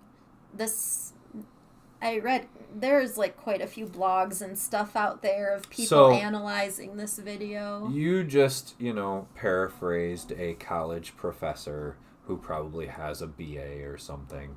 And I'm going to tell you why that person's wrong. Because if that's the case, then this is not... That was weird. That this is not only a video about female empowerment, it's also a white savior story. Yeah, I understand that. So, here's how I see the end of this. The end of this video, up to the point where she walks into the police station and we see that the police station and the church are the same place. That is all actual story. As soon as we see the police station and the church simultaneously, we are now in fairy tale land. This is now a play. This isn't how things really end. Yeah. She's showing, look, all the story up to here, that's really what happens from the time you see that it's a stage on, this isn't how it ends. This isn't real life. Don't look at my video and see the end of it and say, oh, well, look at that. You look at the end of this video and go, oh, well, it doesn't really end like that, does it? Ever. Yeah. Like, in real life, that guy who found the lady and tried to help but got blamed for it probably would have gone to prison for it. And that's just the reality of the world. Yeah. So she didn't, instead of putting that in a video, why not say, this isn't how it really ends? Like, play the old switcheroo on the audience, What do you think? Yeah, I can see it as like that. So, is that all you got on it? Yeah, I basically just had notes of like the making of and the controversy and stuff like that. Okay. So, yeah. So, we're moving on? Yeah. Meat and potatoes! The reason why we're all here. All right, so last week we began our analysis of It Follows, and we stopped at the point where Jay first sees the entity, the old lady following her at school, and she turns around and busts through the doors. Which, by the way, the name of the sound of the music, I was incorrect. This is where I'm going to correct myself. The name of the music at the time that she's running away from the old lady is not Heels Again. It's a separate motif called Old Maid. Which this one has less of those striking strings and more of the drum that sounds like walking. Doom, doom, doom. And it's really cool. Now, if I just made a noise and you think, oh, this is where he's going to put in the song, if you listen to the podcast version, guess what? You're wrong, because there's a different one that I'm going to put in later. So then we see Jay driving off, and it's kind of these slow motion shots where she's driving but she's looking around, and then we're kind of seeing what she sees ahead of her, like she's driving out of a tunnel and it's just slow motion. And then we see her get out of the car and enter this ice cream shop, and we see that this is where Paul and Kelly work. And then the next shot, it's one of those hand scenes again. She's sitting on a bucket of ice cream. Yeah, it's an overhead shot of her hands just swirling ice cream in a cup. And she tells them the whole story, what Hugh told her, and basically Paul then invites himself to sleep over and stand guard. Well, he says he offers to help, and like there are moments in this movie that are kind of funny. Mm-hmm. There are little chuckle moments, and one of the times is where he goes, well, I could come stay over and, keep watch. I'll stay up all night and keep watch. And both of the sisters at the same time go, no. But then Jay reluctantly kind of takes it back. She's like, you know what? That's actually not a bad idea. Yeah. And another, I noticed something in this next scene. So we talk about things that kind of, you're like, okay, where are we? Like, what period of time? There's still an air conditioner in one of their windows. In all technicality, there was an air conditioner in one of our windows until the end of October. But it's just another thing that just kind of throws you off. Yeah. Just like in their living room, they have the old TV, but then they're watching TV on a TV sitting on that TV. Well, that's just Michigan. That's just Michigan. And then, so Paul is just sleeping on the couch in the living room. He's not sleeping. He's not sleeping. He's watching Planet of Terror. Yeah. 1951's Planet of Terror. Mm-hmm. That is actually public domain. Mm. Okay. It actually steals, is the inspiration for movies like... Maybe we should switch our pictures now, too. You know what? I'm glad that you told me to do these things, or I'd just completely forget. But yeah, so he's in the living room.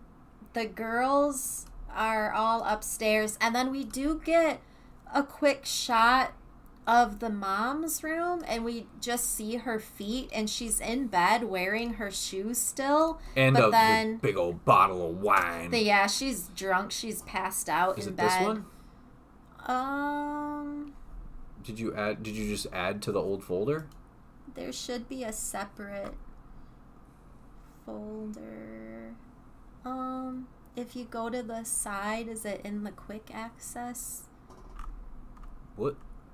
Like those folders there. Or click on one of those and see if it's in there. Or go to downloads. I think it's in downloads. Uh-oh. Tara lost the...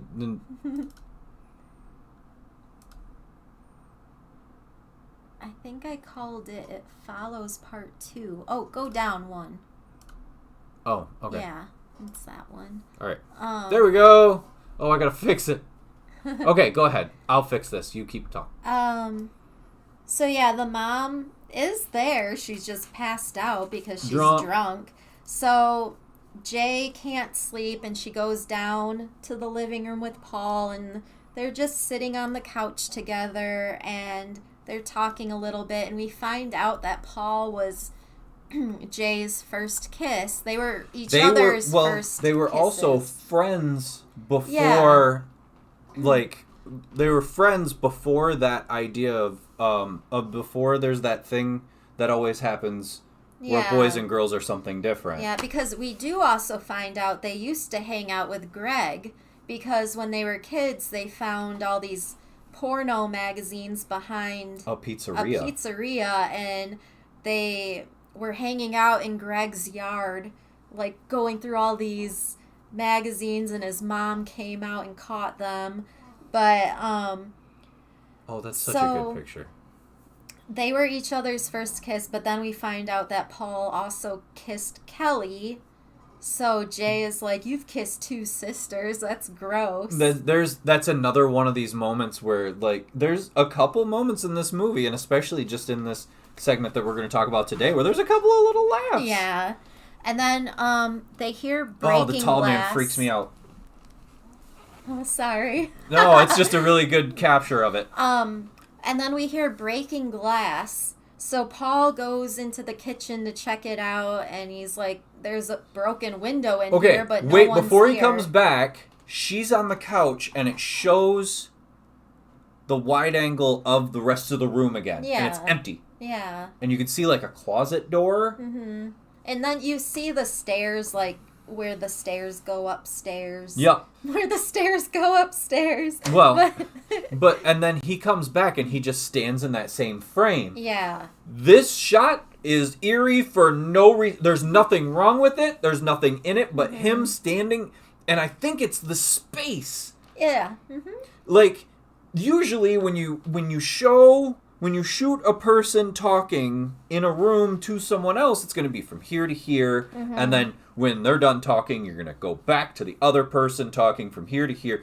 It's half this room and then him, and it makes it really eerie. Because it's like, am I going to see something? Should I be seeing something right now? Is this thing going to come out right next to him? Yeah. Like...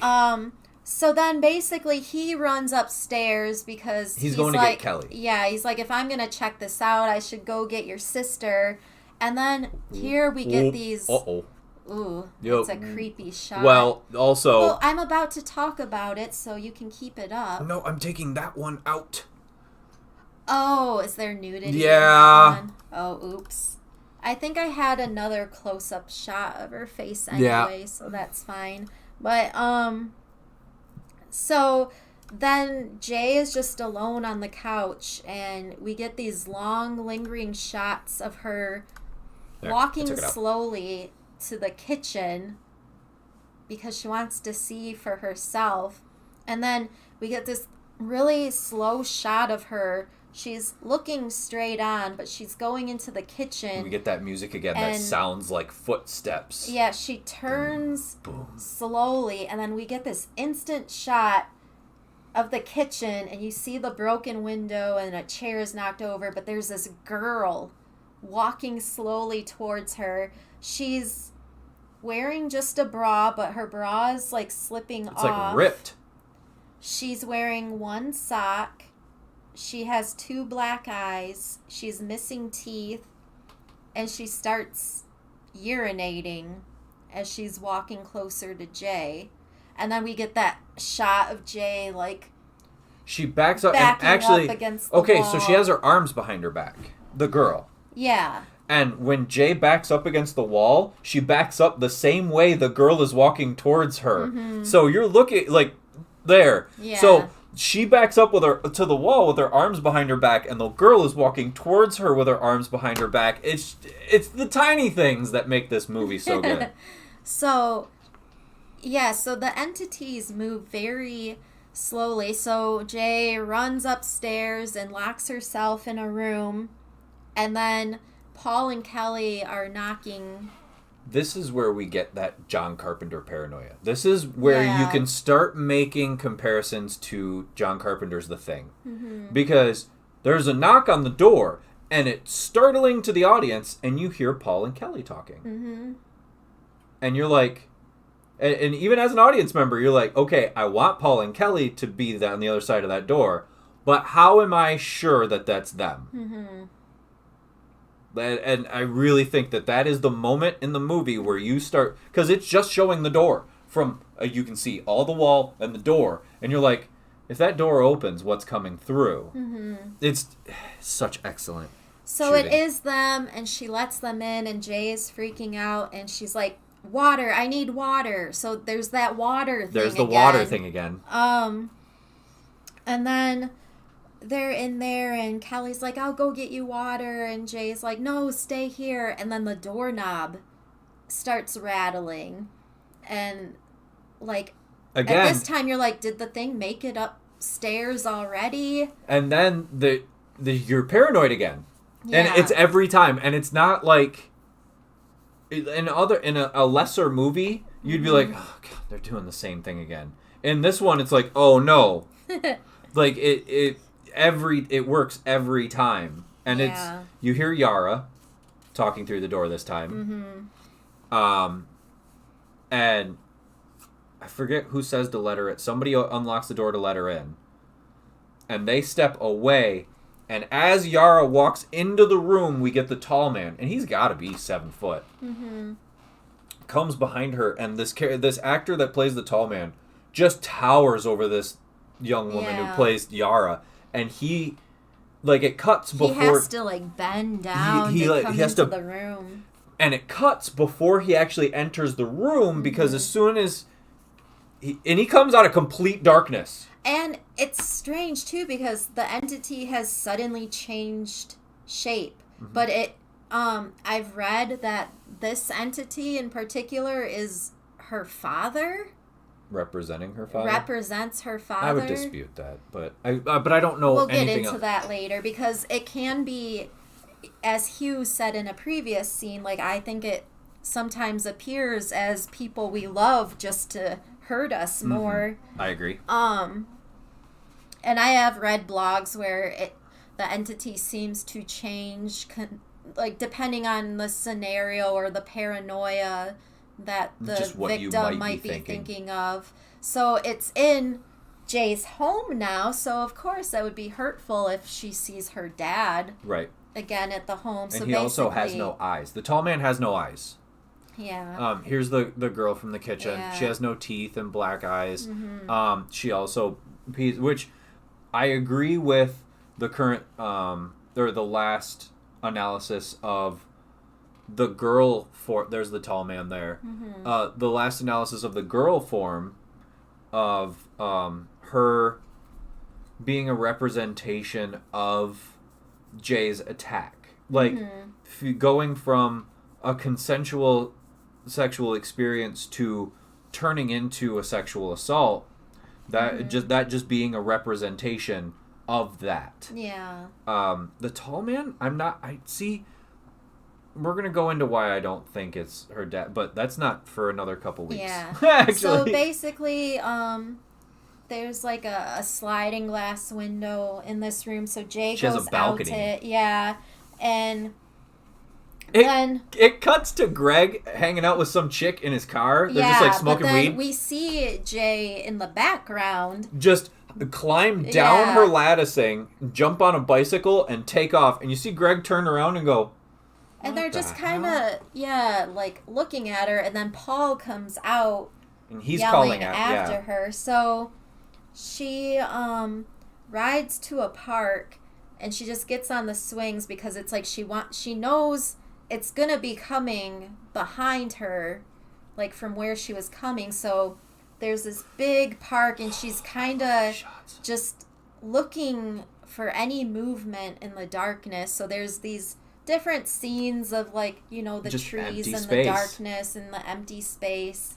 And then she does see movement, but it's her friends. And so they're all standing there talking, and Jay's like, I'm scared, and Kelly's like, I'm scared now too. And then they see another figure coming, and Jay is like, do you see that? And they're like, yeah. And then they realize it's Greg. He's like, and it's so funny because she's like, do you see it? And it gets even more tense. And then he's like, hey, what's up? Yeah. He's just so chill about it. It's like, what's going on? It makes me wonder where that girl he was with went. Like, was he just like, okay, you gotta go? Yeah. But yeah, so he's wondering what was going on because, like, as we found out in the previous scene, they were all friends when they were younger. They all used to hang out. So he's concerned about what's going on, and then Jay is basically like, I need to find Hugh, and Greg is like, what did he do to you? He's like, I gotta go. And they're like, you gotta go where? And he's like, well, if we're gonna go anywhere, I gotta get my car. Yeah, like no question at all. Like, I'm involved now. I'm here now, and if I'm gonna help you, we kinda need a car. So then we get these scenes. They're driving through Detroit, and if I could just stop you there. Yeah. In the score, this particular piece of music is called Detroit. And it's such a cool piece of music. It's very synthy. I would compare it to like Kavinsky, Daft Punk. It's got this really cool like synth line. The shots of Metro Detroit as they're going fit so perfectly with this music, and it really brings you into this hole of hopelessness. It reminds you of something that used to be beautiful that's a little tainted now. Yeah, because we're getting all these like scenes of there's obvious economic disparity, and then you see like all the graffiti and burned buildings. It's like and, Jay has this look on her face where she's surprised looking out the window, like maybe it looks different from what she remembers it, you know? Or maybe it just looks different now. Yeah, because she did know where Hugh lived. He just would never let her inside. Quote unquote lived. Yeah, because he was embarrassed of where he lived. So they show up at the house where he lived, and it's empty, and we do get a quick scene of like the neighbor that lives behind him just kind of looking like, what are they doing? Yeah. But they get into the house, and all of the windows are like covered with newspaper and like comics and stuff, and all the windows have these makeshift alarms like made out of pop cans. So if something were to ever come through the window, all the pop cans would clang together. Yeah. And so they're just like going through the house looking for any clues, and Paul finds where he was sleeping. There's just like a mattress on the floor and all these tissues because there's that, but there's also a couple other things that happen here. First, Yara's standing up on the counter, and she's like looking up on top of the cabinets she's using her clamshell reader as a light, and Greg starts like hardcore checking her out. The camera starts at her ankles and just goes up until it gets to the top, and then she trips a little bit, and he kind of laughs. Jay is going through one room, and she's like going through a closet. There's a couple shirts still hanging up. Kelly's going through the bathroom, and there are pill bottles with no labels on them. And they're still quite full. They're still full. Pills. Yeah. Yeah. And they don't have any labels on them. Well, she goes to close the door on the medicine cabinet, and it falls out of I think it's the only jump scare in the whole movie. Because it falls off the wall, and Jay is on the other side of like looking into this closet, and when they see each other, they both go, ah! It's pretty good. So yeah, Paul is up in the bedroom. There's just like a mattress on the floor, and there's all these just tissues because Hugh had a stash of like porn magazines and which also that takes us out of time again. Why do teenagers who constantly, even in this movie, every once in a while they have phones in their hand? Yeah. Why do you know what I mean? But yeah, so he's up there, and then Jay comes up there, and she's looking through the windows because they're just covered, and she does see someone walking past the house, but it's just like a passerby. It's just a dude. She looks out like between the things, and she sees a dude, and like she gets freaked out, but you as the audience go, okay, that's obviously just a dude. Yeah. And then in one of the magazines, Paul finds a picture of Hugh. It's a picture of him in front of these lockers with a girl, and she's like wearing his Letterman jacket. And Paul is like, do you recognize this? Because it's just a jacket with an L. And Jay is like, oh yeah, that's for Lawson High School. And then, so we cut to the school, and it's I have a pretty when we cut to the school, crazy scene. There's a lot to unpack in the next 30 seconds of film. Yeah. So we go back to, just like in the scene with Annie in the very, very beginning, this is a stationary camera that just turns 360 degrees. Mm-hmm. And a lot happens. Mm-hmm. First thing that happens, the first thing you see right down, it's like in the foreground of the camera is this young couple just making out. Mm-hmm. And it turns a little bit more, and you see a student who seemingly starts walking out of nowhere. Yeah, so there's the other building of the school, and there's like these or windows. It turns or something. Yeah. And it's just grass. But you see a student, she obviously has like a backpack, but she seems to be walking from nowhere because she's not on a sidewalk, but she's seemingly walking straight from one of these windows, and you're like, oh, that's a student, but the way she's walking very slow and like no extra movement. There's also another thing I saw is that you can so the two making out are looking away from camera. Mm-hmm.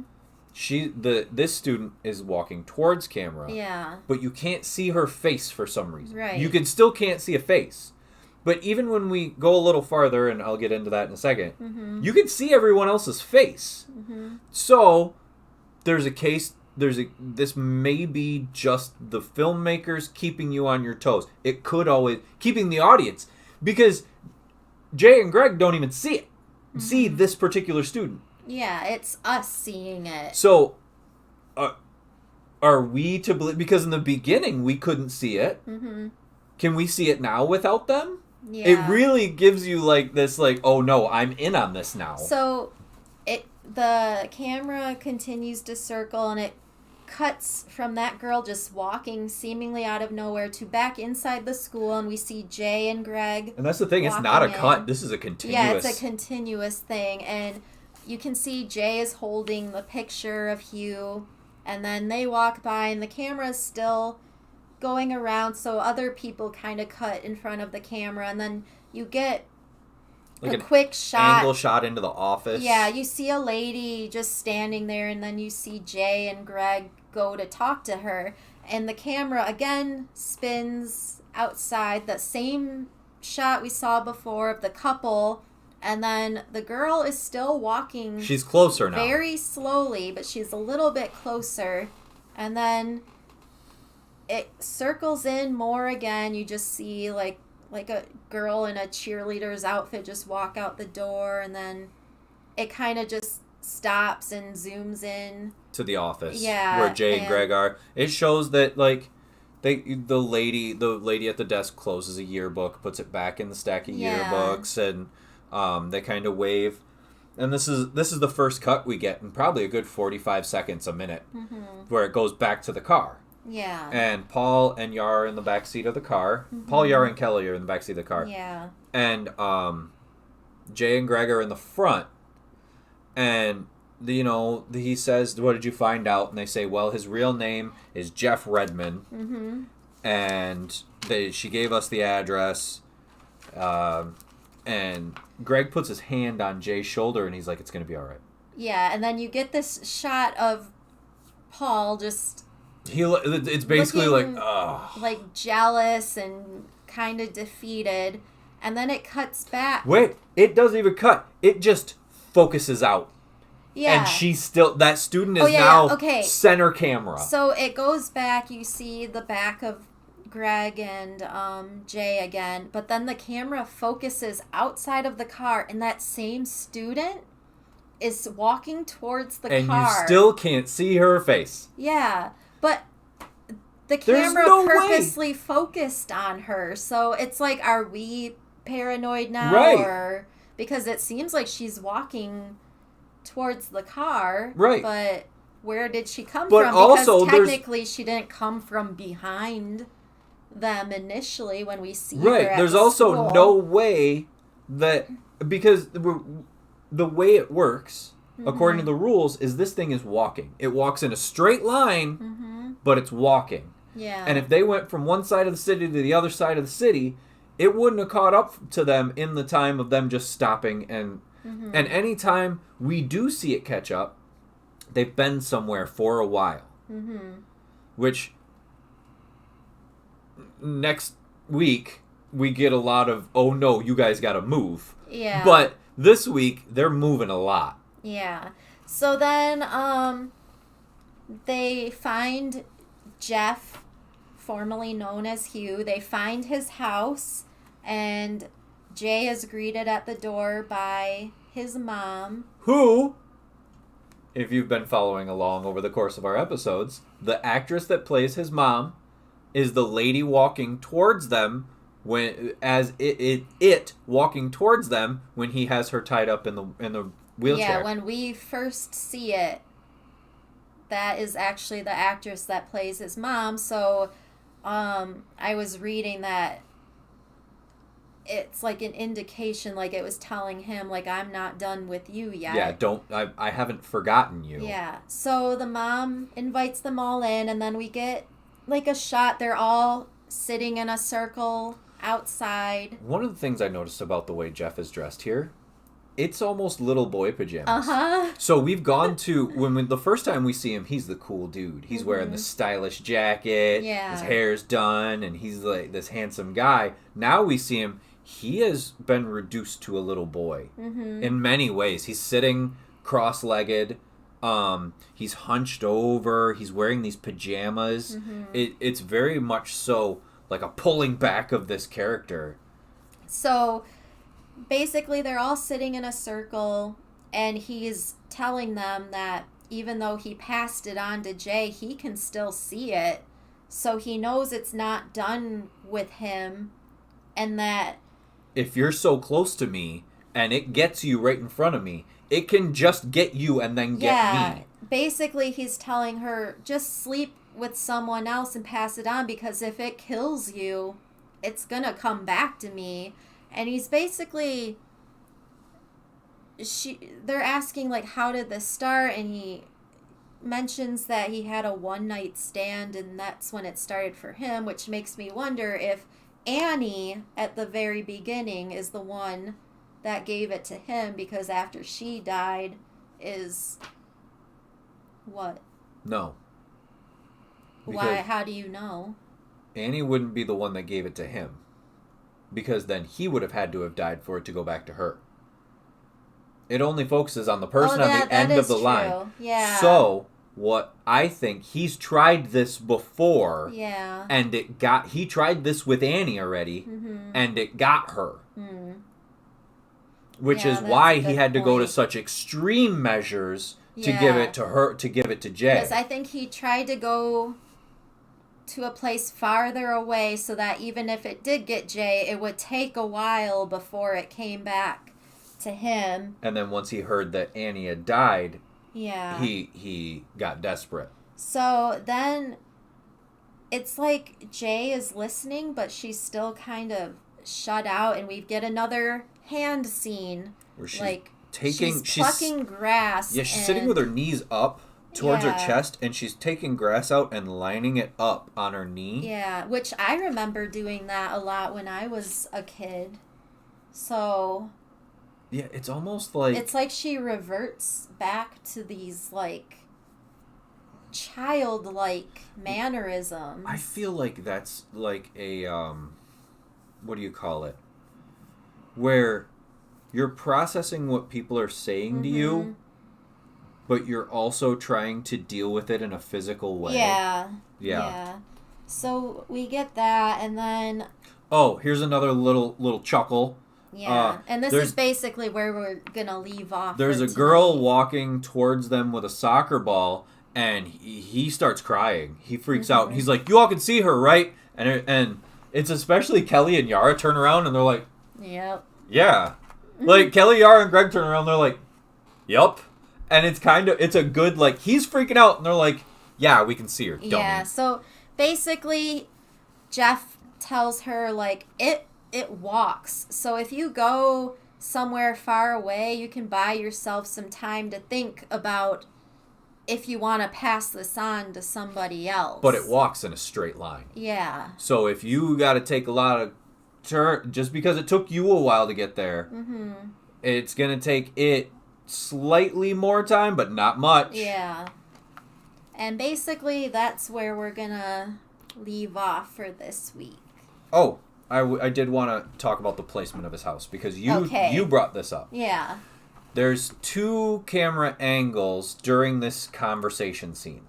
There is one of Jeff's back, Jeff and Jay's back, that shows Paul, Yara, and Greg. And then there's another one that shows their back and Jay and Jeff. Now, when we're showing Jay... Jay's not sitting next to Jeff. I think it's She's Kelly. like off to it. Oh, okay. Yeah. But when you see... Regardless, they're sitting in a circle in the yard. And Tara brought this up. When they're showing one side of it, she was like, I thought they were at his house. Because there's this part... There's obviously a park. Yeah. There's like tennis courts and a playground and a soccer field. And she's like, where did the... And I said, well, it looks like his house butts right up to a park. And they are literally sitting on the line between childhood freedom and adult responsibility again. It's the American house, especially this one. It looks like a really upscale house. It's got like 2 floors and a floral arrangement in the front. It's a fancy house by middle class terms.